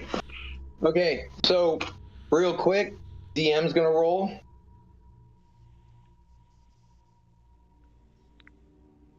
This is your penance for taking a break. Ooh. A vindictive goddess, Tom. Oh! Right. Oh! Welcome to Penance 8. Town. Okay. 8 of you die. All right. The horror. Decide amongst you who it is. I think is that all of us? I don't know. Sir George had a lot of retainers, so That's right. Lee will show up and save us. He'll whip out the wand of Orcus. Ooh. summon So- this horde of skeletons. This is Thorn. So one of the you were looking down there and you notice like it almost crept up on you, like maybe even oozing through the cracks in the rock. You don't know how could it have gotten here so fast, but a tentacle is like trying to wrap around your leg, and it just missed you. The two henchmen that were over here on the side, same thing. Tentacle comes out of the porous cracks, and it grabs one of them, and the guy's like, oh, he's starting to be pulled into the pit. Who's this? That's immaculate. Immaculate? You're gonna roll 20, or I'm gonna roll 20 for you too. Professional axe dancing. Okay, you see a tentacle slither up the side, or from the inside of the pit, and it comes right across and it grabs your leg, and it grabs your ankle. Who's this? That's me, Good Rod. A tentacle, huh? Oh, Tom, can I put tentacles in the pit? I have some. Oh man, yes, you should. Yes. 18. A tentacle grabs you too, dude. Oh no. Yep. Okay, so now we go around order. Go ahead, Thorn. You. All right. You So, look like your feet had missed you. huh? There's tentacles at your feet, but they didn't get a hold of you. All They right, but missed you. They're still there. Yeah, they're like slithering around, almost like they're looking for some flesh to grab. Okay. It's mindless ooze, but is it mindless? Or and it's so it's whirling about. You don't know what to make of it. But you've never Has there been any lasted. relenting to now that the four of the 8 monks have been put to an end? Is there any lack of, or I guess things are just progressing no matter what? The monks have all seemed to stop the chanting because of Sir George's bard powers, and he has really disrupted them, and he's still playing. So he's he's got a massive charm spell going right now, and actually it's giving everybody a +1. Well, the 18 would have grabbed that guy, and what was the other one? The 16, he would still would have grabbed you. But okay, you're not pulled in, so that works. Okay, so the tentacling masses, but yes, the chanting seems to have stopped, even though the monks are still standing. They seem to be holding their heads. Okay. So, And you feel a great sense of dread from the pit. There's a slight whisper of hope coming across the wind, and that's coming from Harry's plane. But the overwhelming feeling around you is that of dread and of urgency, like, holy shit, now. Mm-hmm. Something's upon you. Tentacle flapping. all right. Well, I pull my sword out. Okay. What kind of sword is it? It's a long sword, and it's the sword of the Eternal Raven. And it's its main power is it gives me protection versus any kind of evil. So I'm pulling it out, and I'm going to well, can I hit any of the tentacles that are around me? If I can, I'm just going to go attack one of these. There's a tentacle at your feet, and you could, it didn't grab you, and you could absolutely swing it and hit it. I hack All right. So Sir George pulls out his great sword, and it shines, and you all know what that means. It's time to fucking rock. And you see this. Roll 20 sided, Kyle.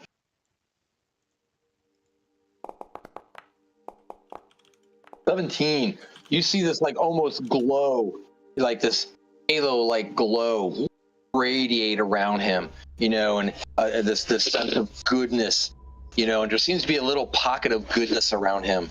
And you can, and it's like you've seen him fight with a sword before, but you've never seen, you know, and it makes you realize that this entire area has changed color. You know, all your senses have changed, and you only realize it now that you see what reality is supposed to look like, and that's within Sir Thorn's bubble. All right, Kyle, what do you do? Oh, well, I mean, I hacked the, Oh, roll to hack. I did. I rolled a 17. No, that was for your halo of goodness. Oh, okay. That was just the halo. All right. Well, That was just the halo. hacking away now. 7. But maybe some pluses because, you know. Oh, dude, the halo glow and that whisper of goodness coming across the pit from far. It seems like an eternity away. It's almost like tunnel vision. And Sir George seems to get further away, but you can almost see a string, like a wave of good, if you can define good looks like. But you can see it, and it comes to you, and you can see it emanating at like rays as he plays his bard instrument. My bardic tune. Yeah, absolutely. And so that's what you see, and because of all this goodness, you hack this tentacle, and your sword goes right through it, and it's a clean cut, and the thing kind of recoils, you know, and there's a part left there kind of slithering around, and then it seems to seep into the cracks of the rock, and the tentacle that was up there that removed from the monster, it kind of slithers back down into the pit. Ooh. So George, what do you do? And what do your henchmen do? One of them is getting sucked into the pit. One of them was trying to get rope out to jump at the end of the princess, but kind of lost sanity. And they await your command. And what do you do?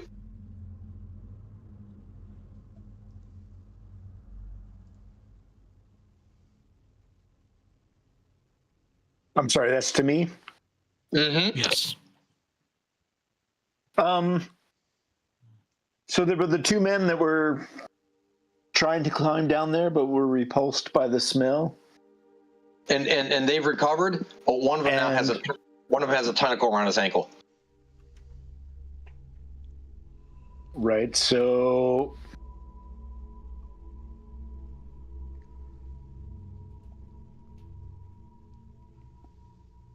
I mean, their instinct would be to hack at it.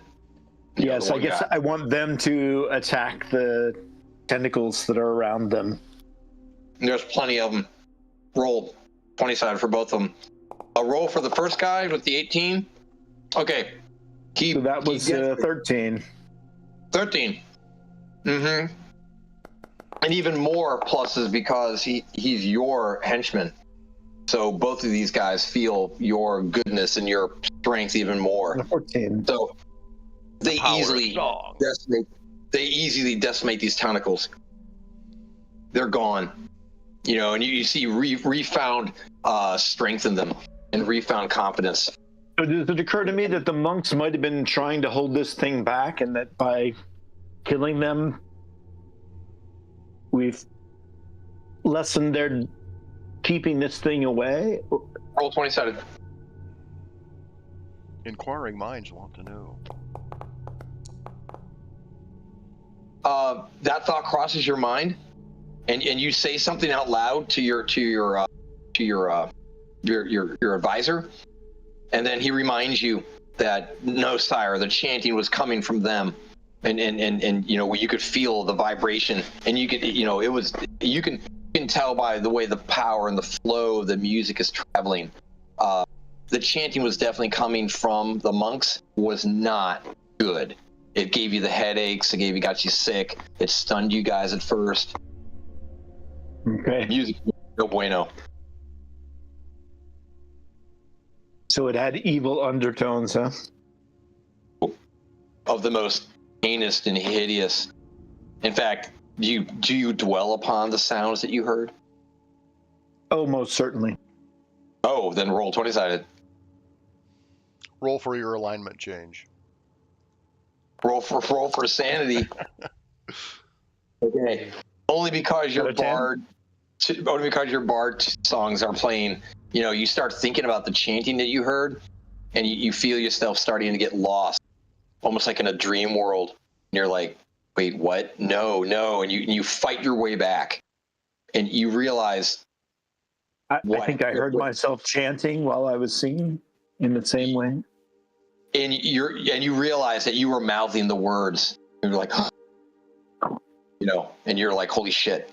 Yeah, it was bad mojo, man. You almost lost major sanity. And you look at the black tentacles in front of you now. You see them all around the edges of the pit. Your henchmen have hacked off, a large swath of them. They've gone ballistic. I'm concerned. No, you're grave, and so is your advisor. Yeah, worse than the Battle of Hell's Gate last year, Sir George. Much worse. All right, Sir. Shit, do you think so? Sir Maximus? Yeah, tentacles have Immacula, so I slash out wildly at them with my great sword of sharpness. This might just be every other Saturday at the King's Temple. Yeah. Bam. Take that, tentacle. Okay. You still got your boots on, right? Yes, boots of striding and springing, yes. So you spring, and he jumps all across, and he's just hacking. Okay, boom, boom, boom. He just slices them off, and you must take out, with that 20, you basically clear all the tentacles. But as you look to where the tentacle that you cut off, you liberated, okay? All the black gooey tar seems to ooze into the crack and slither down and disappear. By Crom's fury, I smite thee. I smite him there, and I smite him there, and I smite him there, and there too. Who had two people in the balcony? Oh, Who had the two people in the balcony? Was that Thorn? I believe those were Thorn's. Those were Thorn's order. Thorn? Thank you. Yes. It was my hench people. Thorn? They look down, and they give you the hand signal that they can see the princess. Okay, cool. And one signals you like, she seems okay, like alive. She hasn't been eaten up by one of these mouths or what I'm saying. She seems to be undulating on a safe piece of black goo. She's standing though, like riding it like a wave. And that's now you get all that from a hand signal. I was going to say, man, these hand signals have really come a long way since we first started. You got a little telepathy with them too. There's some, I'm saying there's a deeper thought process. But yes, we've done things together. Yep. All right, so you just went. So that was Snake Plissken. What are you doing? All right. I'm gonna try to do two things here. I'm going to use the hand axe that I've got to swipe the tentacle and get it to release me, while with my other hand, I'm going to be pulling out my horn of blasting. Do it. First roll tentacle. All right. Oh, yes. Nice. Okay. You slice through that tentacle. You slice through that tentacle and three others. Wonderful. Clear like now, is there like an awesome gigantic chandelier or anything hanging from the ceiling over the center of the... There is no chandelier. It is completely void all the way up to the round, to the dome on top, to the mosaic that used to be there of great battles. Yeah, it's like a shaft. I think Goodrod is imagining at this moment that the princess is probably dead. And certainly I don't really want to go looking down where the tentacle monster is. I know better than that. Roll 20-sided. I'm just Roll 20-sided. Roll 20-sided. All right, got it. Let's see what we get here. I get a 1. You're like, Jesus, dude, what the fuck do I do with that? Okay. Yeah, you know what? You're right. You think you don't give the princess a second thought. So what do you do? Right, so I'm gonna blast the ceiling with my horn. I'm gonna try to get the whole ceiling to collapse into the pit. The dome above you? Yeah. Now you realize that'll fall on everybody here. He Take did roll that, a princess. You're not coming out of that pit. 1. He did roll a And 1. I imagine know what I would. I mean, everybody. Tom, The I know what I would clerics, do. I would have him pull the out the king. horn and have him fumble with the horn and then accidentally drop it down the pit before he gets to blow it. Well, that'll depend on the roll. Was that, My 1? was that your 1? I mean, My 1 was whatever you Oh. had me roll it, for it right could there. save our Okay, asses. the one was for your perception and what you heard. Okay, You gotcha. perceive nothing. You perceive nothing. So pull your horn, but tell me exactly what you're trying to do, because if you're trying just to fall in just on this part here, you only want to make a small crack. Come on, this diameter. You know what I'm saying? That if you want to make a small diameter from the Right. dome above, the size of the pit, you can do that, or you're going larger and like collapsing the whole I'm thing. trying to blow up this, right? I'm trying to blow my horn at the dome's pinnacle so that it crumbles in and boulders fall into the pit. You look up and you blow the horn and you look at all that black goo hanging down and you realize it's become a bunch of undulating tentacles as well. Oh, well, then I blow the horn anyways. Get that shit out of there. It's got eyes in it and mouths, and it's just like, it's just like the hideous, it's basically what's down below. And okay, you're moving that ring, so roll. All right. The horn of blasting will do wonders for your sinuses. 13 plus all the 13. goodness. Okay, you blow your horn, and you hear this rumble, and a crack opens up, and you can almost see the vibrations of the music go up, and you can control it with your sound and what note you make, the diameter, and you carve basically a hole right where the black goo spurted up, and it matches exactly what's down below, and it falls. Excellent. Everybody's ears are ringing. Okay, and it falls directly on top of this pit, and it like stops and like caps it. Why you hitting yourself? Why you hitting yourself? Yeah, so, then okay. is the dome open now? Can we see the moonlight? You can see straight up. It's actually daytime, Perfect. and however, you notice it's dark out, and there are stars, and there are bright stars. What? Oh no. You're like, when the fuck did it get dark? How long have we been in here? I missed dinner. You all missed something. And so this big ring of and also think about the part of the dome that you broke off. Mhm. It's concave as well. Okay, so it is Right. concave. So think of it like a poached egg where you break the top off the egg, whatever. You got the egg. Okay, that is what has fallen, and it's fallen on top of the dome.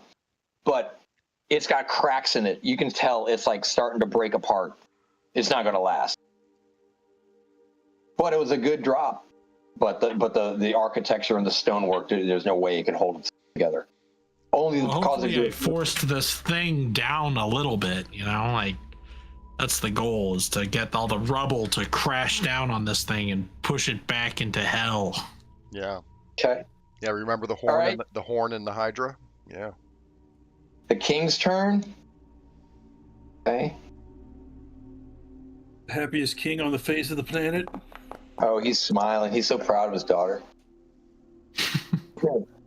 So you look at the dome that just dropped on this thing, and it just starts to shatter and crumble, and more black goo comes blasting through it, and it sprays up, straight up, and it goes straight up.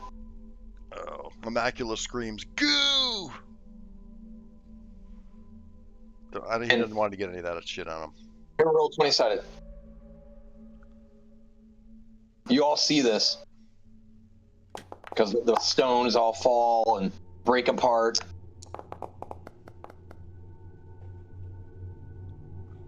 The Duke of M has faced many an Did everybody ooze. roll? Did everybody roll? Oh no, I didn't. Everybody roll Trying 20-sided. to. I rolled Just a Gatos, 14. or Didn't have to roll. Gatos. Goodrod and Immaculos, and then there's Thorns Hey. 13. So anybody who got a 10, anybody get pluses? Yes, got a of double course, 10? +1. Plus. Okay, and you notice, you all look up, and you see the black goo went vomiting up, but you realize it's not coming back down.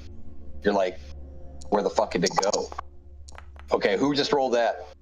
That's Sir St. George. 2. You don't notice anything. You see black goo go up, and you don't even think twice about it. You're like, oh my. But the rest of you who made a 10 or higher, you're like, Once You're again, like, he's "Oh my considering God." how many sailors it's going to take to clean that off the ceiling. why hasn't it fallen back down? There's no ceiling up there. Hey, but you all look up and you see that it's nighttime. There are stars out, and there are bright stars out. Friends, the river of goo does not return. Let's see.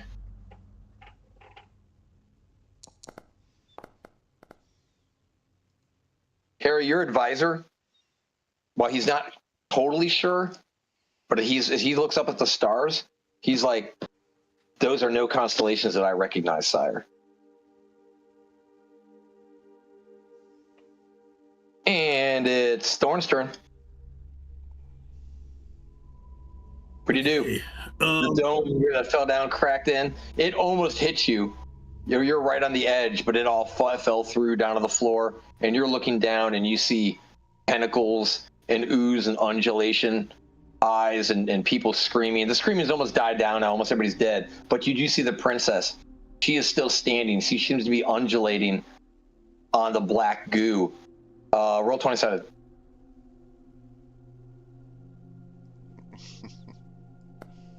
She's stuck in the river of goo.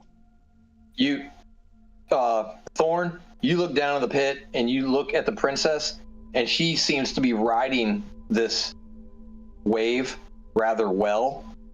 And you hear chanting from down in the pit, and you think it's coming from her. Really? And you think the black blob of goo and tentacles, you think it's rising. You're like, is it getting closer?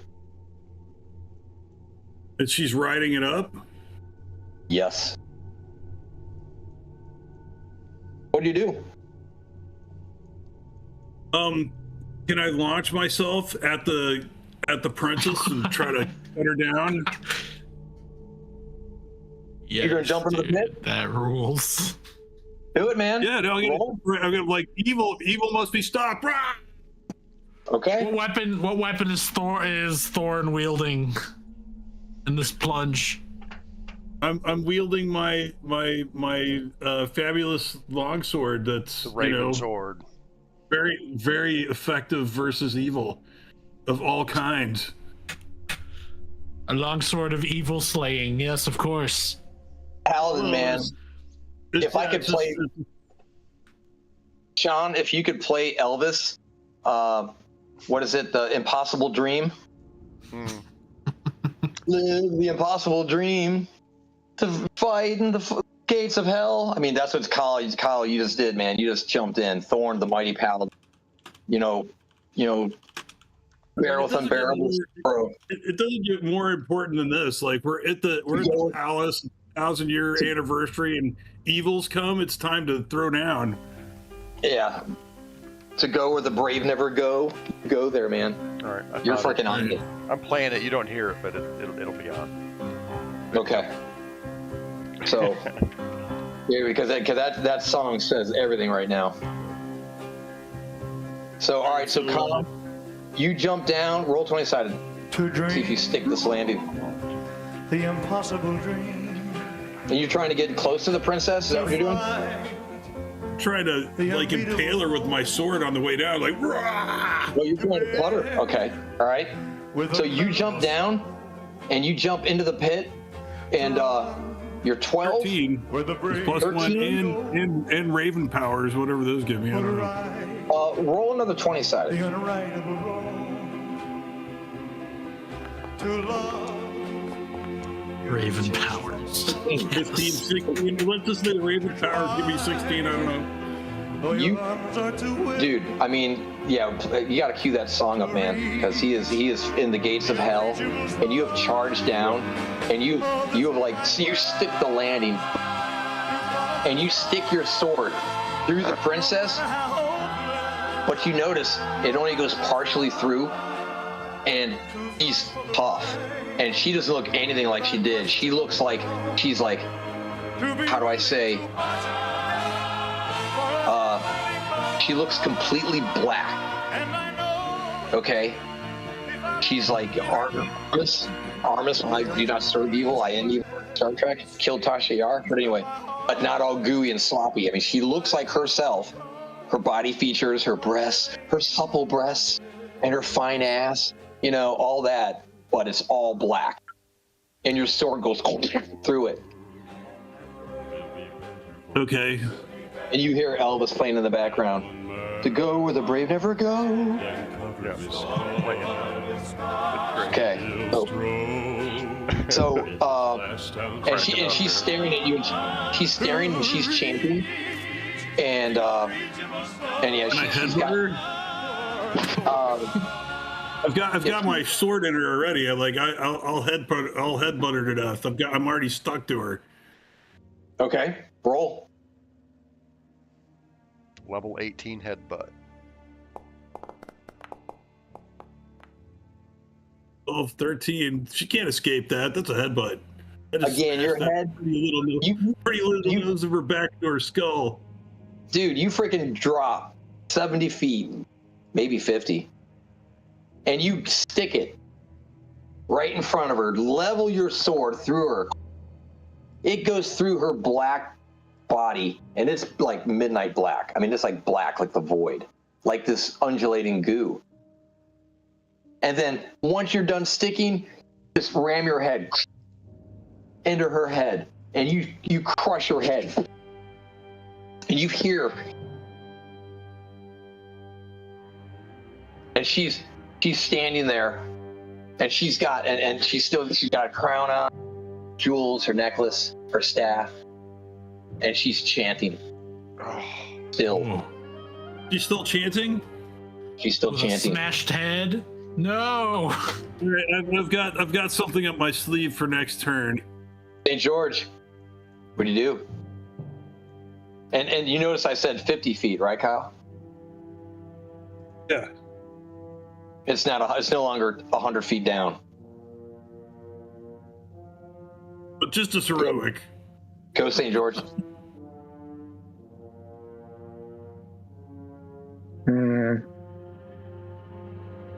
Barter with it, George. Trade with it.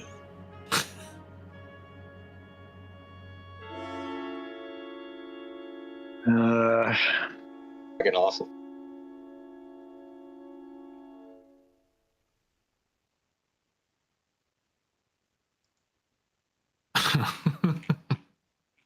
What can the two henchmen that have been hacking through the tentacles do? Is there something they can They're looking down do at the to pit. positively? They see Sir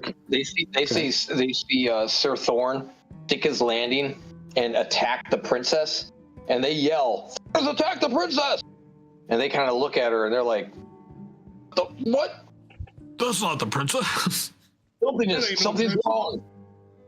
And they're looking, and they see this glow of goodness in the pit that is Thorn and his sword. And it seems to block out all the evil and darkness that seems to be surrounding everything. Okay, he's like a almost like a firefly. You know, you can just see it. Put your see him So in there. they'll rally to him.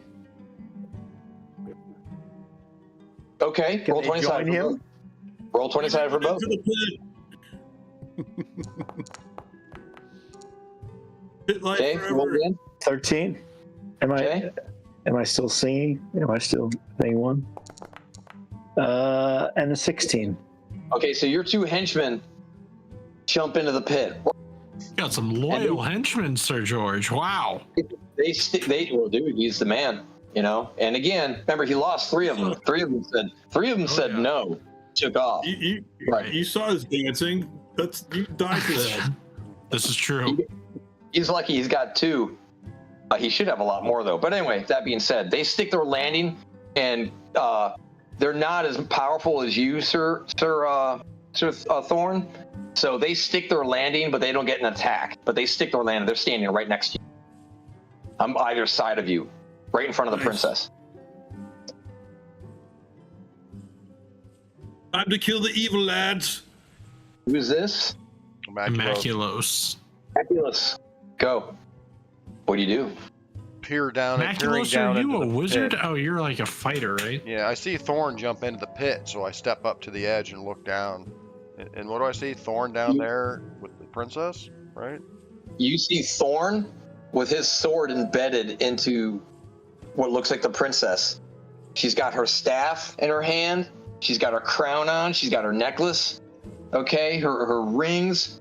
But herself, you look at, and she's black, completely black. And she's undulating up and down with no problem. And you see these 3 guys, they stuck their landing, but you can see right away they're going to have trouble standing up. You can just see it. They haven't had it yet, but you're like, oh shit, you know, you can see the motion going. They're going to have to be doing some rolls. How far down are they? should You say they- 50 feet? 50 feet now, it might be 40 feet now. And you feel this, think of Evil Dead 2, when the demon comes running towards the castle, the house. And that sound you hear, that's what you're hearing down from below, coming ever closer to the surface. And this undulating black goo tentacle mass is moving up the tunnel, hence the sense of urgency you've been feeling. Right. You're like, oh fuck, there's not much time. The stars are right. So Immaculus, The stars are, great you sword see all in hand. you see all the roll 20 sided. You're old and wise. Remember the murals that were all around? Yeah, I'm old. Okay. I'm just kind of wise. All the murals that are all around, they're all glowing. All those murals that told a story. And you start to see different patterns in the murals. And it's almost like, how did I never see these before? But like glowing green lines where there shouldn't be any before. And you're seeing completely different scenes Yeah, this is of the past 1,000 years. And you're like, you know, roll 20 sided again. it reminds me of some of the planes walking that we've done. We're not in Kansas anymore. You do think of some planes walking that's been done, but this is no plane you're familiar with, and you're almost glad that you don't. So you know. want us You're all to roll? You're glad that you did. Yes, actually, everybody should roll All right, because you're all seeing it. all I'm going to do for my action, Tom, is I'm going to move with my great sword in hand. I'm going to whip out my potion of giant strength and take it. All right.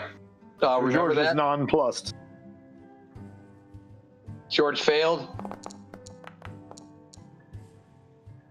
So if you made an above a 10, who made the 7? Thorn? Oh, but you're inside. Thorn's in the pit, so you don't see any of this. But the rest of you who are still up, except for with the exception of the one for George, Immaculus rolled an 11. Yeah. you notice the murals on the walls and how they've changed, and how they no longer depict what appeared to be 1,000-year reign of a king and his line, but instead they depict 1,000 years of horror and evil being passed on generation after generation. It's almost like it tells a completely different story. A story you don't want to know. Do you keep staring at it? Who stares at the mural? I'm not. I avert my eyes. I warn Goodrod, who's standing next to me, to do so as well. Don't look at the. Sir George, Don't look, you stare at the Goodrod. mural? Don't look. No, I'm. Sir George likes a good story, so yeah, he's Oh interested. yes, of course. And Thorn is inside. And I'm sorry, Maximus and Snake, what do you guys do? You stare at the murals? No. Goodrod does not. Okay. So you see the evil in the murals and the horrible tale that it seems to tell, and you turn your way. Sir George, you look at this. Roll 20-sided.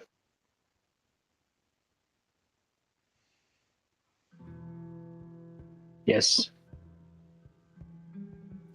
He feasts his eyes upon it. You can tell it tells a tale of.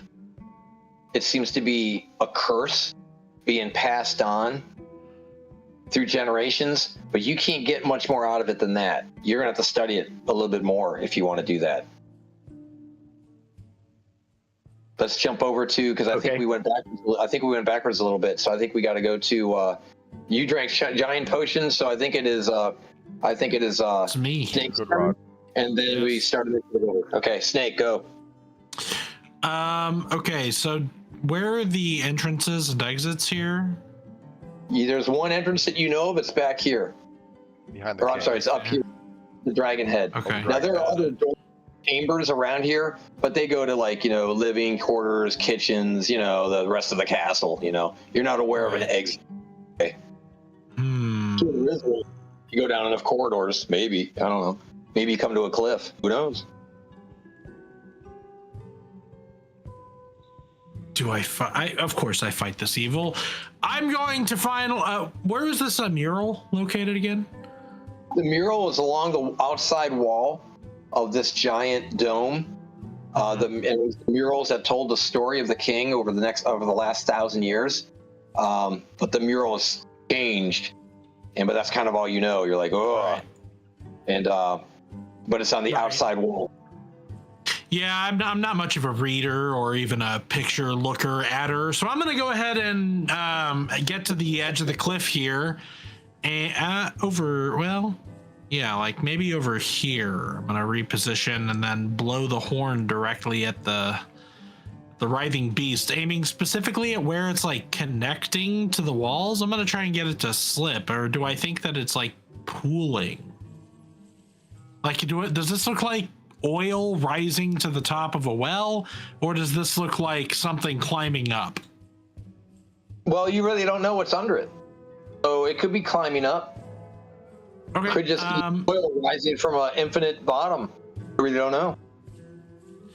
Well, I'm gonna try to find out and blow a big, huge, gigantic hole in it with the horn. Dude, the Now you horn's only see got 3 the turns. glowing. You see the glowing goodness of Sir Thorn and 2 of the merchantmen down there, right in front of the queen. So, are you blowing the horn to hurt them as well? Or are you blowing it on the beastie only? I'm blowing it directly on the beastie. Okay, Trying so like to a be a smaller that's why I circle. repositioned, right? So I repositioned so I'm not, so that I'm hitting the side of it that they're not on. Okay, because they are actually on it, right? They're riding it Right. up. Right. Okay, blow your horn. Yeah. Let's see what we got. Oh Lord. That horn's either really good or really bad. Yeah. You blow your horn. Explode like you roll Blow your horn. it or something. You blow your horn, and you're like oh, and it blows so hard, and in the moment you ended up dropping your horn, and you drop the horn into the pit. Like, Oh. Oh. the ancient horn of my fathers falls. No, he slew a hydra for that thing. God dang it! That's curse you. And King then is smiling. Yeah, okay. Yeah, And Immaculate if I can do stares at one his more thing, I'm brother in gonna awe. whip out my Vorpal sword and just plunge into it, I guess. Full hero right, so mode. You rip out your sword and you're about to plunge in, and it's their turn, and the king, he's smiling, looking at him, and Snake, you see the undulation, and you see those three guys down there, the Sir Kyle, the proud paladin, and the two henchmen, and you see tentacles are creeping up their legs, and it seems to be enveloping them, and it is crawling up their feet. And you see the princess staring, looking at them both, chanting. Okay, and you can see almost like vibrations coming out from her, and she's almost like a harpy scream that's coming out of her, echoing throughout the chamber. And you see the viscous tentacles coming up, but she is all black, completely dark, 100%. Staff in one hand, crown, necklace, rings. Okay, and she got both her hands up. You know, the staff is planted in the goo. Okay, but her hands are up, and she's chanting. And that's what you see. And the thing's getting closer. And now it's getting to the point where all along the top here, you see how there's cracks in the rock, the mortar. You see black goo starting to ooze out between the cracks. It's almost like it's permeating through the mortar. Bubbling up. It's bubbling up, and it's getting closer. And you realize that Sir Thorn and the princess and the two henchmen, you know, at this rate, you think they're going to be like at, you know, head level with you in a couple turns. This thing is rising. And Immaculus begins fumbling for his rope of climbing. it is Thorn's turn. Thorn. Thorn, it's coming! Come All right, quick! so I'll call out to the two henchmen that are still holding the crown. Well, not the crown, but the silver raven. Is the headpiece for the princess, which, you know, it's a paladin based magic item. I'm gonna tell those guys to throw it down to me, and I'm gonna try to knock her crown off and put it on her head. Wait, what are they throwing down to you? Remember I brought that like the headpiece for the princess, the beautiful Yes. from the eternal raven's light. Yes. Well, I'm having the henchmen, like my guys, throw that down to me. I'm gonna try to knock off her crown and put that on top instead. So the henchmen that brought it in, they're over here and here with it. And They've been hanging with that, yes. And the two guys up here, they still have line of sight with you, but you don't have line of sight with them. But okay, so I'll signal to these. Yeah, signal to these guys. I'll signal to these guys, and they'll bring it to me. So you signal to the guys in the balcony, and the balcony signals right back to the other two henchmen who have it, and they understand immediately, and they start walking forward here to throw it into you. And roll 20-sided. See how well they do. They do toss it into you. Good communication. 12. Okay, so this crown comes, and again, you know, you're almost like roll dexterity. Roll 20-sided. I just like that it landed on the evil beast. Ooh, nice. So you're like riding this wave. You're like, oh, I got the hang of it. But then you look down. You're like, oh, I got the hang of it because I'm attached to it. And you see the tentacles have crawled up your legs, and it's starting to turn black. Yeah, and Immaculate is screaming, "Get out, Thorn! Get out while you can!" But you can also see that your goodness ray is still shining down. It seems to be delaying the black tentacles' growth within you. It hasn't stopped it, but it is delaying it. And and the crown, it's almost drawn, because it's a paladin magic item, it's drawn to the goodness that your sword radiates, and it goes right to you. And you catch it in your hand. You're like, you don't even look. You don't even look for it. You know, the last time you looked up was when you signaled the guy on the balcony, and you just raise your hand, and you grab that crown. It's in your hand. What do you do? I say, by the power of the raven, ye gone evil, and smash it on her head where they like knock the other crown off and put this one on top. Roll 20 sided. Roll good. I like how the music's gone back to like a really yes 18. Nice roll. All right, so 19. 19. So that's right. So you roll. So you take your crown, and you left the other one sloughs right off, and it falls like onto the black goo, and it's almost absorbed, and it kind of like almost like melts like into a big pit of tar, and the crown is absorbed. And you slap your crown on top of the princess, and the princess, you know, for a minute you see her face. Remember in Star Trek when the guy's eyes turned normal, but then they went back to really silver again? Okay, well, she's all black. Her face turns her pale and blushed. And then, but you look at her, and she looks at you with human eyes and a human face. And she curses you. And she spits at you. And she utters something about destiny, and this was always coming. And she curses you and your entire family, and says there's nothing you can do to stop it now. And then the black closes back up on her face, and she's back, and her eyes roll back, totally black. And then she's chanting again. The crown's still on her though. But what that told you was that she knew what she was doing. You talked to her. You saw it in her face. And it roll sanity. The princess was always evil. 9. Yeah, you're heartbroken. You're not overwhelmed, but you are heartbroken. You feel it. You feel despair. For the first time, you feel despair of such a magnitude, and the goodness glow that your sword gives dims. Sir George, what do you do? What do you do, Sir George?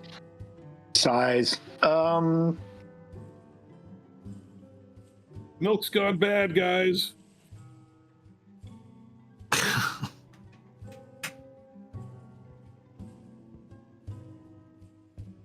Sir George, go get your private army. Call the Griffins, George. Call them. Call the Griffins. The Eagles, Gandalf.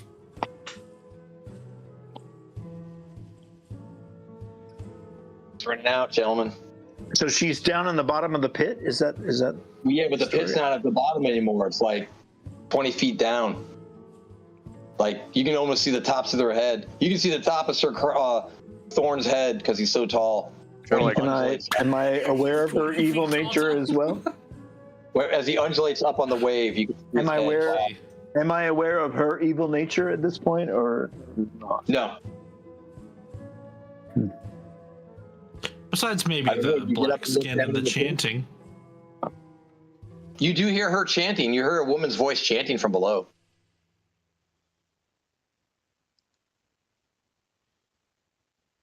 There's also monks who are chanting. Yes. So, I'm sorry, how did we take out this first monk here again? The one over my right shoulder? Your servant walked up and sliced his throat. But remember, they're not chanting anymore because your druid or your bard magic stopped them. So they're not chanting anymore. The only chanting of an evil nature is coming from the pit below. a female voice. What are the monks doing now then? They're writhing in pain. Their heads hurt. They're like got a head like, ah! They're, you know, as long as Harry's playing, these tentacles of good seem to radiate right at them, and they're like stunned, in pain. I see.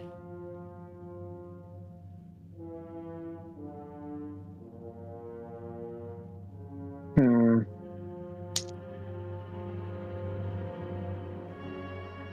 Damn, sorry. Anyone have ideas of what I should do? Well, maybe if you can break them out of their spell, like we killed this one down here and he seemed happy to die, but maybe, so that implies to me maybe they're like under some kind of spell. If you can break their spell, maybe they can join you in a That's kind of what I was thinking. counter Harry. song. I was gonna jump on some of these monks myself.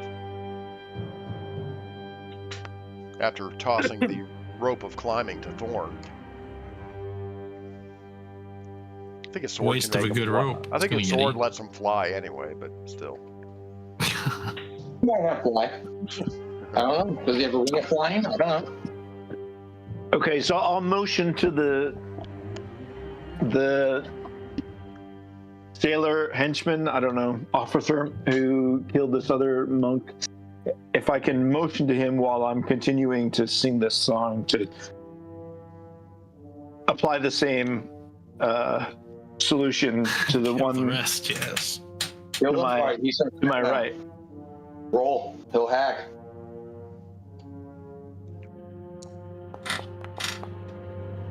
Oh, bad. A Oh, 2. no. He No, a panics. natural 1. He panics and he's like, ah! And he holds his head and he screams. You can tell he's gone totally insane. You think he's been looking at the walls too long. And he's like, ah! And he runs headfirst into the pit. It's the last you see him. Oh, And shit. St. George, or I'm sorry, Sir George sighs again. Fucking people. You can't What's get Sir good help George? these days. What's that? Just can't get good help these days, he says. And I agree.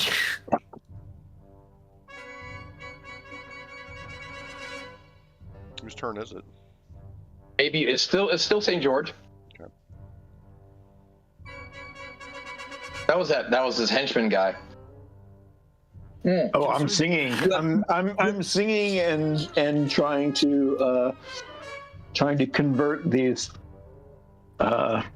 monks. How many monks are left alive? 1, 2, 3. 4. Or Roll 20. Roll 20-sided. A song of inspiration. Yeah, you're trying to convert them now. Okay. Ooh. Oh, dude. A 19. The monks 18. drop to their knees, and they start singing your song.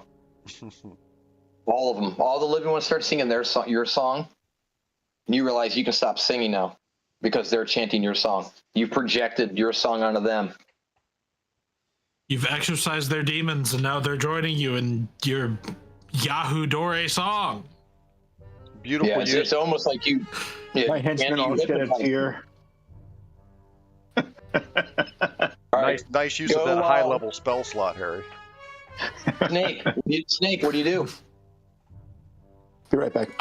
Okay, so I'm going to run over to Immaculos, and then I'm going to briefly just, look like this could be our last moment.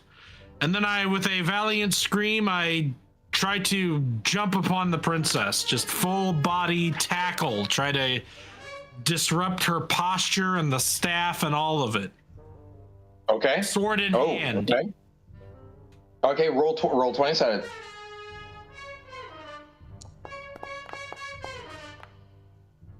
Four.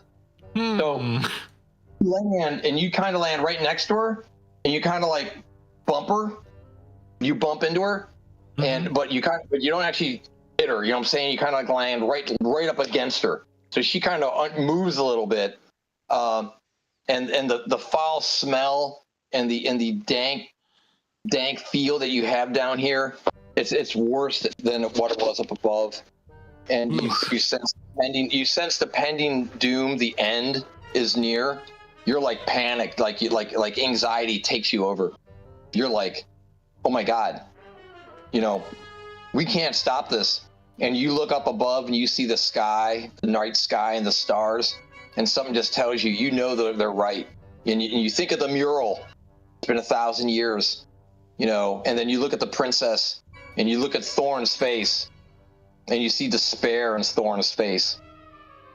And that scares you even more. And you don't know why, but you're like, what? What do you do? You're down there. So that's you sticking it, and that's how you assessing. What do you do? Anything? All right. I turn this despair, though, immediately into rage. This creature. I knew King Randall. Whatever this creature is, it's taken over my king. That's not the king on the tapestries. And then I try to decapitate the princess. Oh. Begone, she devil!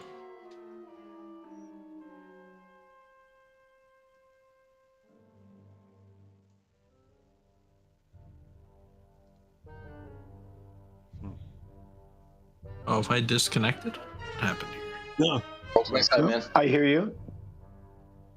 Roll 20 Okay. sided. All right. Oh, Yeah.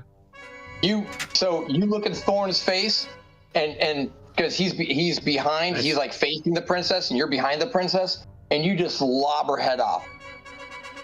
And all of a sudden, Thorn's head appears where the princess's head used to be. Right? You can now see it. Almost looks like lined up, and her head falls to the ground, and her head seems to be absorbed by the black. And you see it's still standing there, and the staff planted strongly in the goo. Her necklace is on, her jewelry, but her head is gone. Nice. Excellent. But she's still standing. Okay, it's their turn. Its turn. Okay. This may be the last round, gentlemen. The black goo has rose up almost to the lip. Everybody who was up on top, who didn't see it before, you now all see this giant black tentacles, the bubbling goo, the ooze, all the goo. Harry, you finally realize this is the same goo that shot up, and you realize, hey, you know what? That goo never came back down. Roll sanity.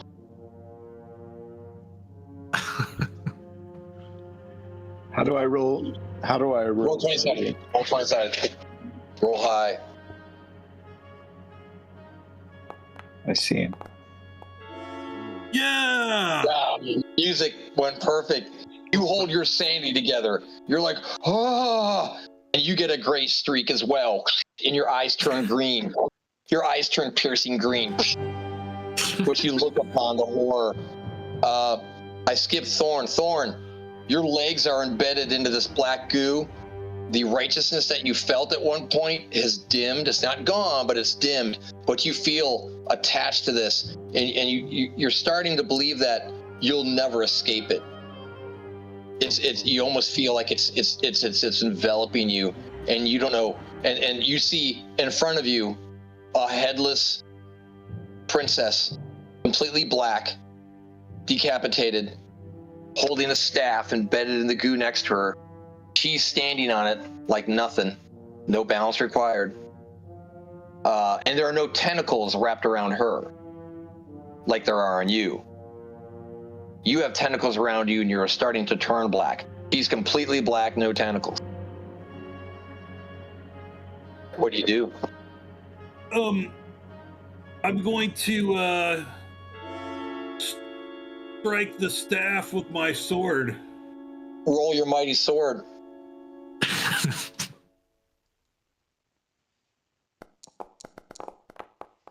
Smite the heathens. An 11. You hit it, crack, and it shifts, it shimmers. Clearly magical. clearly powerful, but it doesn't give.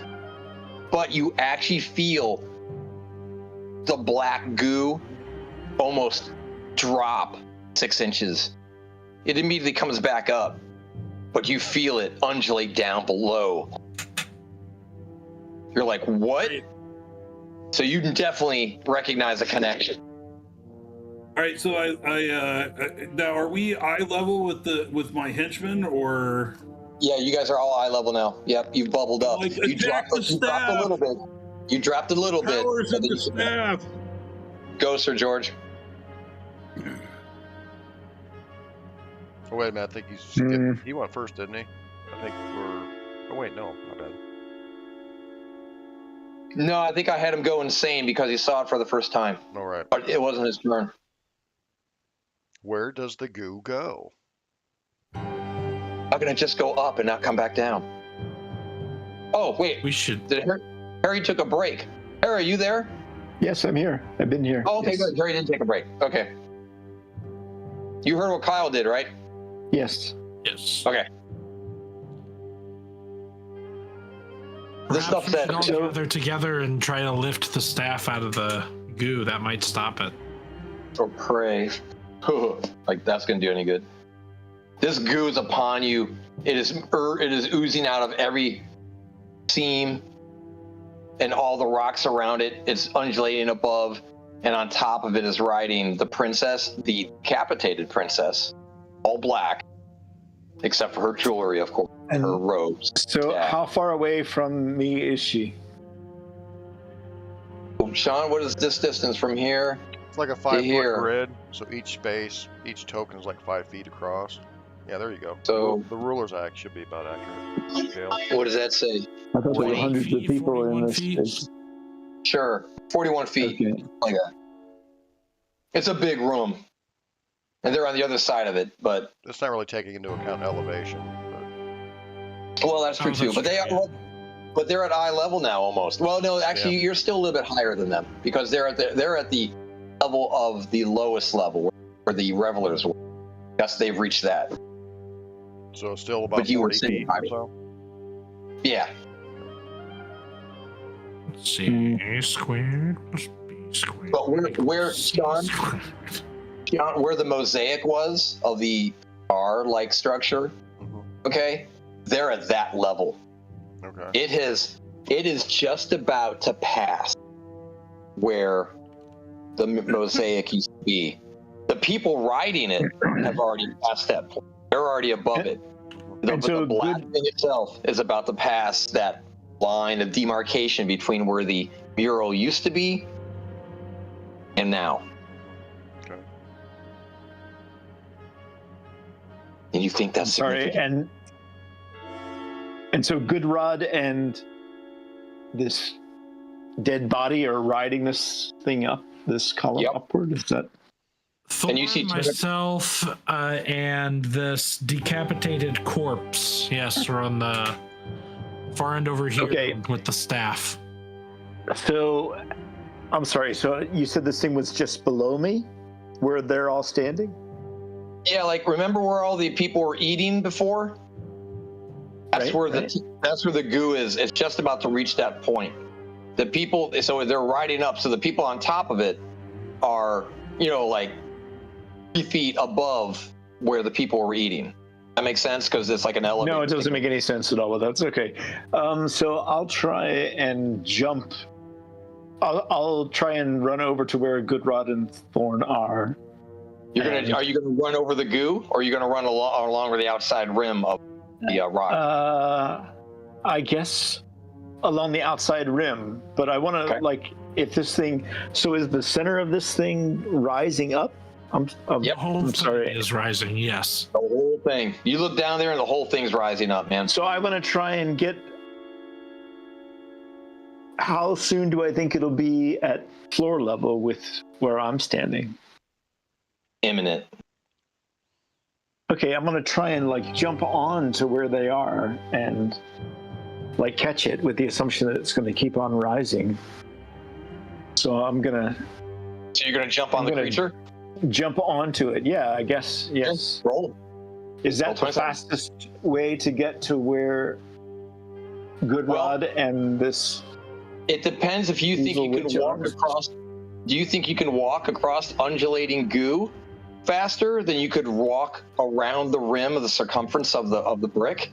With his boots of undulated goo walk, I believe so. You just Yeah, cast, do you have any- cast water walk. Water walk pretty would good at- help. Oh yeah, I'm you pretty- are a bard. You've got all sorts I'm pretty of good at magic acro- spells.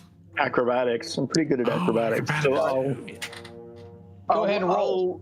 I'll, like, do a series of cartwheels across this monster to get over to where Goodrod is. Roll 20 sided. Dude, you jump down.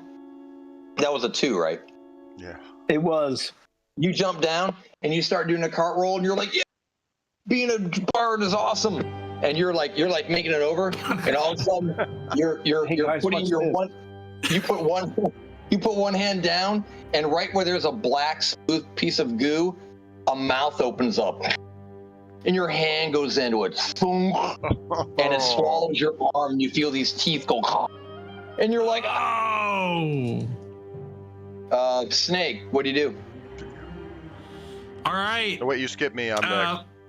Okay. Oh, yeah, sorry, Maculus. Historically, anyway. So maximum scope. Maximum scope. All right, see, see what happens to Sir George. His arm is stuck. One swift motion, I sheathe my greatsword. I pull up my rope of climbing and snake it around my left arm.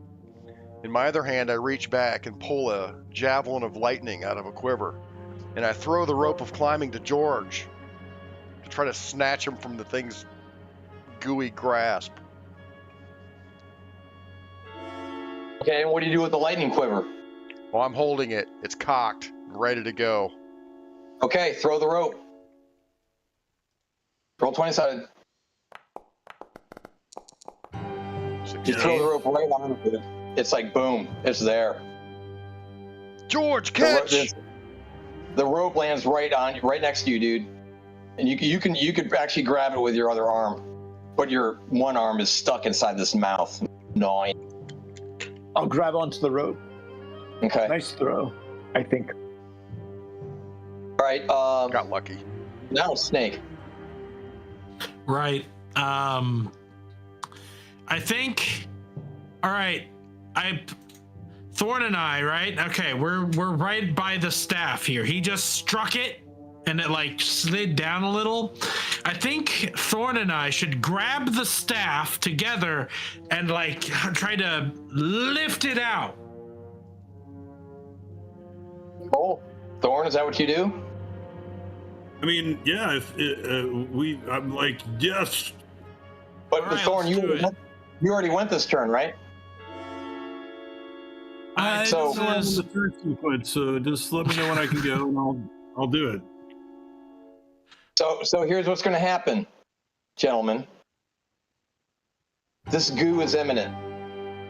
It is at the path of no return. You all realize it. Goo This is the- eminent goo. The tentacles have penetrated most of you. You feel you're becoming one with it. Those of you who saw the mural of evil being passed down through the 1,000 years of generation, and this wasn't a happy kingdom, it was a cursed kingdom. And they paid with their souls, and they paid. And that is why, after 1,000 years, finally a daughter is born to give birth to Yashagath, entering our plane of existence to wipe out all humanity. Oh no. And it pops over the rim. And all of you feel that just horrible urgency. It's like, it's too late. Okay, so now, Thorn and every roll Sandy, or roll 20, decided. All right. Just as Crom planned. Who got the 3? Looks like I did, Sir George. Okay, Sir George, you grab the rope and you start laughing. You start laughing, and then you put your other hand and you sink it into the black goo, and another mouth opens up, and it eats that arm.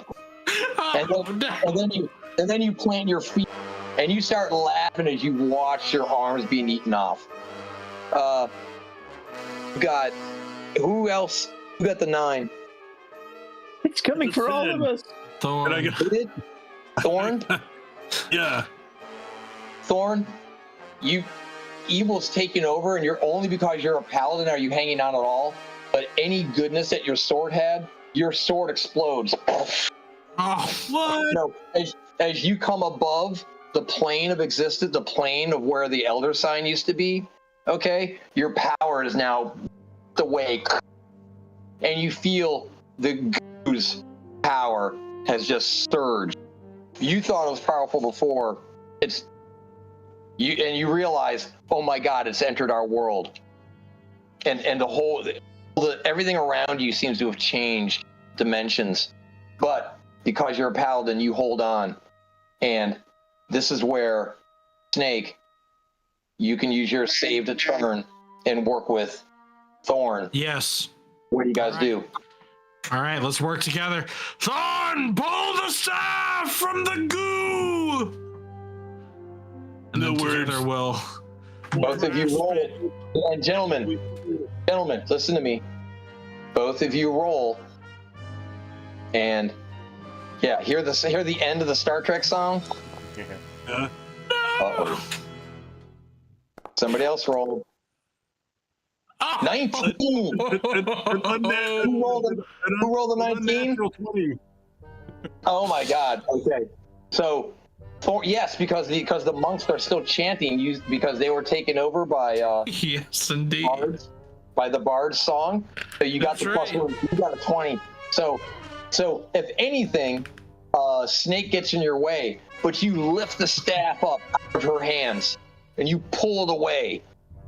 And now that you have the staff in your hand and you feel the power and all its might surging through it, and you realize this is the source of everything. Everything. And the black goo of the princess that's in front of you, it just envelops and just falls into the goo itself and becomes more writhing tentacles and owls. And now you have the staff in your hand. What do you do with it? Or you know what? You put the staff up. Sean, what do you do? I What got a good roll on the sanity roll, so I think I have the capacity or just the mind to, as one last ditch effort, hurl my very last javelin of lightning at the beast to try to At the least beast? stall it at the whatever down really? there. Yeah, What do you? whatever. Where do you? I want to be very clear. Where are Yeah. you casting your javelin of lightning? So how far down are they now? They're right at eye level, dude. They're right here. Okay, so they're not that It's far. undulating right in front of you. There's like a giant pile of maggots just pouring out of this hole where the festivities used to be, and you see Kyle holding onto this staff. See the princess, the decapitated princess, just get morphed back into the black goo below, and it becomes a tentacle. And you see the paladin holding onto the staff, and he's like holding onto it Staff, like a Dad. bird. And then you see the 2 other henchmen. They've gotten sucked in deeper and deeper into the goo, and they're like, oh, they're flailing. And you see Sir George, his arms are being eaten off, and he's Right. laughing. He loses grip. And, He loses grip of the rope, I guess, that I'm holding. Huh? So that's. I'll let Oh, that dude, go. he dropped the rope. Don't let that go. The rope is like he pushed the rope in one of the mouths with his hand. You know. I Just let being go of eaten the off. rope and I scream, George, no! So It's coming for you. Thorn has the staff. Thorn has the staff, but it doesn't look like he's got a good handle Can on I try to pull him out? Can I reach him? it. He's like shaking, like remember, he's like at eye level now, dude. So I can reach he's- over? Because I just took a potion of hill giant strength, you know, right? Oh, that's right. Yeah, you're okay. So I you would have grab to, him and pull him out. you would have to kneel down. Okay. I want to grab him and the staff and pull them out towards me. Which one do you grab, him or the staff? There can only be one. The staff. Roar! Okay. I have a 19 strength. All right. Roll. And don't forget he's got those 17. boots. So Yeah. you pull the staff out with Kyle or with Thorn, Yeah. but now you feel the same. You're holding onto the staff and you feel this power, and it's a power you cannot control. You're like, no, the staff is evil. Shit. The Should have lightning, thrown the your- javelin, the javelin just clinks to the ground, I guess, when I grab the old staff. Choo, choo, No, choo. it's still in your other arm. Oh, okay. But, gentlemen, so this is it. This is their final roll. Oh, okay. Kyle, go. Okay. The staff is in your hand, and you feel yourself pulled up, but these black, but you seem to be attached to the creature, and you're almost now, how do I say, it's raised higher than Maximus, and you're almost looking down, and he's not pulling you up anymore because he's got giant strength. You're at eye level, and he's holding onto the staff, pulling you there. But it's like a tug of war between you and the creature, because the creature has almost, morphed into your legs. In fact, you don't even think you have legs anymore. They seem to be just black tentacle ooze. What'd Okay. you do? Well, I'll just listen. We've got to break the staff. Is Sean can't do anything else? Well, this turn's coming up. I'm like, I'll save my turn and I'll just say, Immacules, we must break the staff together. Yes! You can see my eyes are bulging out and veins bulging out of my neck and face. I'm getting ready Okay, to break it. so That's perfect. we're going to go to Sir George real quick. Sir George, your arms and legs have been eaten off, and you're laughing, and you hear a combination of laughing and screaming, and you feel everything go black, and you hear screaming and screaming and screaming, and you realize that the screams you've heard is you, and you've been screaming for 1,000 years, and you also realize that eternity has just begun. Oh no. Snake, your turn. Sir George is Okay. sad. Okay. I see the evil king. I see the King evil is smiling. staff. He's smiling I at you. see my brother. And both you and your brother are being absorbed. And it looks like you're being absorbed like the paladin. Actually, wait, Sean, you're out here. So Yeah. no, you're not being Yes. I'm absorbed. kind of outside of it, yeah. as I'm being the holy paladin, you said, was barely able to hang on, and that's purely because of the spirit of his goodness. I'm surely at this point almost entirely engulfed. And so, seeing this with a heavy heart, I think to myself, I must destroy the staff. I take out my horn of blasting. You dropped it. Oh yeah, it's gone. It's out. It's in the belly of the beast. You mean Yeah, man. I reach for my horn of blasting? Oh, you roll 20-sided. Let's see if that uses up your... No. I mean, that's what would happen in the story. What? He reaches for his horn and then realizes it's gone. And does that lose his turn? Roll 20-sided. Yeah. You might fumble looking for it. Maybe not. Oh, you start fumbling. Save us. And you start losing and shaking. You realize you're almost all engulfed, and you feel the black coming upon you. And my horn, and you fumble. You're like, and that's when you realize that you dropped your horn, and you get enveloped. Everything goes dark, and you hear screaming, and other screams, and it goes on for 1,000 years. And soon, after 1,000 years, you realize it's you who have been screaming, and you realize eternity has just begun. Farewell, my brother, mutters Immaculus. So, Thorn, you held on to your turn, correct? Yes. And so now Sean, Maximus and Thorn both have this staff in their hands. Maximus, you have the giant strength, so you're really tall. Yeah. But the bubbling goo is now 8, 9, 10 feet. So the bubbling goo is now at your eye level, and Thorn is almost leaning down towards you, like on a cliff, hanging down, holding onto the staff. And both of you feel the power of the staff. You're like, no. All right. I think I know what I want to do. You feel your arm starts to burn off, and it's like it starts to turn black. What do you do? I wince in pain. I try to. Here's what I want to do. I want to try to wrest the staff from Thorn. I have a javelin of lightning in my other hand, so I want to hold the staff in one hand, the javelin in the other, and say the word for the javelin to activate it. Strike! And strike the staff with the javelin. Oh. Does that make sense? No, it makes perfect sense. I want to try to destroy the staff with the power of the javelin.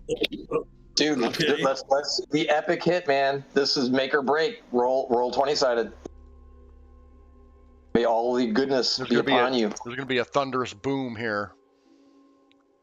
An 8. 8. Well, 9. I guess it is an 8. The power bard's No, gone. the chance is still going. Well, the bard's And, gone, but though. Kyle's goodness. So George, Thorn, no! what do you do, dude? So you see that his javelin hit, and sparks fly, and you feel the javelin give way, and starts to decay. But you also feel you've taken damage because you've taken major damage from the lightning bolt, and the lightning bolt cascades through Thorn, the staff, and it feeds back on you, Maximus. And there's a huge explosion. Had to try. Well, wait, because I did hold my turn. Can't I? Go. Yep, go. All right, so as the lightning is coursing through me and the staff and Immaculus at the same time, I call out to the Raven. I was like, bring the light, have it focus on this. I'm just thinking in my head, push everything you've got into this. We must save the kingdom. Oh, so the Raven... And I was I give my life to this now. I don't care if I die. I just want to break the staff. And so that what your henchman threw down to you, you're saying it glows a heavenly glow, you're saying? Well, no, I mean I already put that on her head, and they cut that off. So it's just me calling upon the Raven and my powers. That's all I've got left. I think he's calling upon his deity, Tom. Yeah, Okay. plus the lightning. So this is it. You need to roll 15 or higher, otherwise the world's gone. Oh. Go, roll. Oh. Plus one still. Yeah, we get that +1. Ah! Oh. You're like, oh! You shake. You're like, no! And you feel the staff starting to crack, and the lightning course. The lightning was just up, and the black tentacles spread out. And you hear screams. And you hear millions of screams. Screams of the entire world, the universe, the planets. And they're all screaming for 1,000 years. And you all realize eternity has just begun. The end. Wow. Wow. Sorry, gentlemen. Bravo. That's it. That's good. What are you stuff. sorry about? Well, it always hurts to see mankind die. You Hey, know? we all You know. died very honorable deaths. You did. And you had some good rolls. You had some chances, but fuck. Wasn't there, man. Wasn't on the cards. But you did very well. Horn. You know. The horn was classic. Oh my god. Yeah, Holy so shit. the D&D Cthulhu crossover ended exactly as it should have. Yeah. No hope. Yes, it did. Yes, it did. With the ending of mankind, and you got your soul screaming for all eternity. Isn't that awesome? The last heroes. Love Sweet it. dreams. Exactly. But unfortunately, there's nobody left to remember. There'll be no tales sung, no songs, played, because no one's around to remember. Humans, what were they? Evil one. Nice job, Tom. Yay! Cool. I hope you guys liked it. So That was awesome. Yeah. I That's great. did. I really enjoyed that. Yeah. cool. Good deal. Yeah. So that's all I got, gentlemen. Awesome. Nice. That was more than I had a enough. great. So this is the 4th time I've done this, and everybody, they all end. How do I say? They all end up different, but there's a lot of similarities in what you guys all did too. So it played very well. You guys did very well. Some of the rules at the end didn't make it. Out of the 3 out of the 4 have failed. So you are the third ones to fail. The first one, okay, they won, and I was playing it with the scouts around the campfire, and I had them pick who they were, okay? And this one kid, he said, "I'm the castle." And I'm like, "What do you mean you're the castle?" He goes, "I'm the castle. I'm a sentient castle. I am the castle itself, and I'm sentient." Yeah, that's And fantastic. I'm stoked. Yeah. And I was like, okay, that's a pretty fucking good imagination. I'm like, okay, I'll roll with that. That's like So- that's like Elric kind of shit, you know? Isn't that crazy? Yeah. So when the hole opened up and the chasm opened up, he's like, "Oh, I know about that." And I'm like, "No, you don't. You've been here 1,000 years. You had no idea that hole was there, and you're stunned." Okay, so he had to roll sanity for that. And then it went on and on. And at the very end, we went around the entire campfire. Everybody rolled. Everybody was either insane, died, missed, whatever. And he was the last one to go. And in their adventure, the dome was still in place. Okay. And he says, "I crumble the dome and I smash it down on the creature." And he goes, "And I hurtle myself towards the staff." And he rolled and he got a 20, and the rocks hit the staff and blew it up. They saved the Wow. and the elder sign was returned. Nice. They're the only ones to have beaten it. Everybody else has died. So I was on There the you go. right track then. Yes. Yeah. Yes, you were. Identified the winning strategy. That was a very cool scenario, Tom. That was very cool. That was really fun. Cool. A lot of fun. Cool, guys. Thank you. Yay, that was fun. All right. All right. Well, I guess So we let's can. play a game then. Yeah, let's do that. Somebody pick something. Me personally, I thought that you guys might enjoy a short AD&D, like an old school D&D thing, sort of like Yes. That'd be cool. like a 1 dungeon deal, adventure. Do 100%. a dungeon. I know I Alex look- I has some saw things the, he'd like to run. I know Harry has some things he'd like to run. But I saw the cover Working on a page. couple things. I saw the cover page. It was the first edition D&D. I'm like, okay, cool. This is perfect. So yeah, man, I'm in. What did you say, Harry? I said I'm working on a couple things. Okay, cool. They're not ready yet, though. I've got all sorts of stuff lined up. Yeah, we can talk about it. But I think Okay. with that as an ode to St. George, I leave you with the tale of the Mad King Thorn. A Look for tale filled with horror and gore of a tyrant from the days of yore. So lend me your ear and I'll fill it with fear as I sing of the Mad King I think it's coming through Thorn. Tommy speakers. Be afraid of the Mad King Thorn. Thank you. Oh. There's an evil beginning to form, like the clouds of a gathering storm. After so many years, he might finally Is the sound chopped up for other people, or is it just be me? afraid Might of be the getting a- Mad King Thorn. Echo or something. Be afraid. Hold on, I'll mute myself because it might be me. Mad Because I got a speaker on. Thorn. Thank you so much. There's an evil beginning to form, like the clouds of a gathering storm. Just kind of silly. After so many years, he might finally. What was this from originally? Yeah, wasn't this Rick and Morty or something? What was this? I think it was Rick and Morty, Tom. Okay, cool. No way. Yeah. So, I've always used it in my Elemental Evil campaigns. I would use it for this. I have an NPC bard called the Bard McLean, and that's how they would always meet him. They would meet him in a tavern. He'd be playing that Mad King Thorn. It was like a big hit throughout the realm. It's what he was known for, you know. But he Awesome. really sucked as a bard, as you can tell. Like, it's not that good. But everybody loved him because he always cast charm spells and shit, you know, during his shows. Everybody's charmed by him.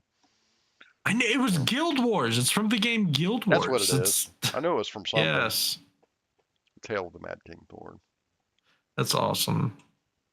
Oh, you know what it sounded like? The Rick and Morty. It sounded like the songs of the Gear Wars. Yeah, is that what you're saying? No, he's talking about Guild Wars. I think it's a video game. Guild Wars. I wonder if that's where they got it for Rick and Morty. Because remember remember Gearhead? He played the about the Gear Wars. That might be. And it sounded like that. So. Yeah, I had some when I played it. I had some players that recognized it from something. So. Yeah, it's from the MMO RPG Guild Wars 2. There's just a bard in one of the places that just sings this back to back. Awesome. Let me show you something, guys. Something real quick. I've already started working on this D&D thing. Here it starts in a little village called Orlane. I've got the town map going on here. Oh, dude, that's so cool. Oh man, I closed my map. Hold on. Does that beer mug mean the slaughtered lamb? No, wait, what is that? It's a map pin that you can double click on. It's kind of. It's the party log. That's where we are. I love that you chose a beer stein for the party icon. I usually pick like flags or like boots and stuff. Beer stein is perfect. Yeah, it's choice. Huh, I can't log back in. You can take I'll just have to see it next time. Yeah, you'll see it next time. It's a cool map, and so every number I'm sure we click and that'll tell us what's in it. Only the game master. It's just for game master references. Exactly. You know? And I've got a little hidden list on the other side over there, Tom. You might see it as game master. I do. I see it. Yep. I'll slide out so I don't look. But yes, I did see it. Okay. Cool. And then I think I also created an arena map if it was actually an arena battle, because that's what it almost sounded like it was going to be. Oh, yes. Gridded. Oh, I could do some good adventures here. Yeah. All right, well, I'm going to get off, man. Thanks for doing that, Tom. That was awesome. Yeah, it was great. Fantastic. Thanks, guys. Hope you had fun. I enjoyed it. Yeah. I had fun. Why not? One night hit, man. So I did one night, just as promised. So yeah, great. Perfect. Yay. Fun. All right, keep in contact. Let's find out when we're doing the next. We will. All right, absolutely. Let's talk about it. Have a great week, everyone. See you later. Love you all. Yeah, Love you Peace. Good night.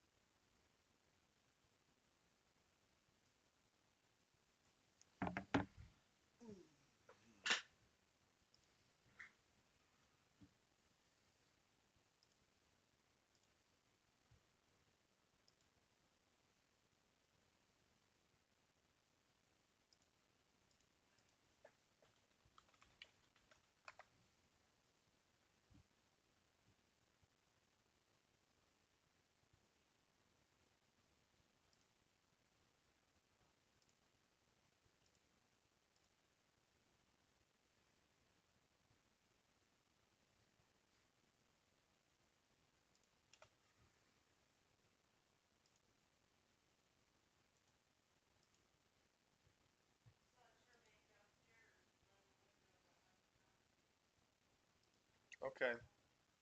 All right, I'll put out the trap here.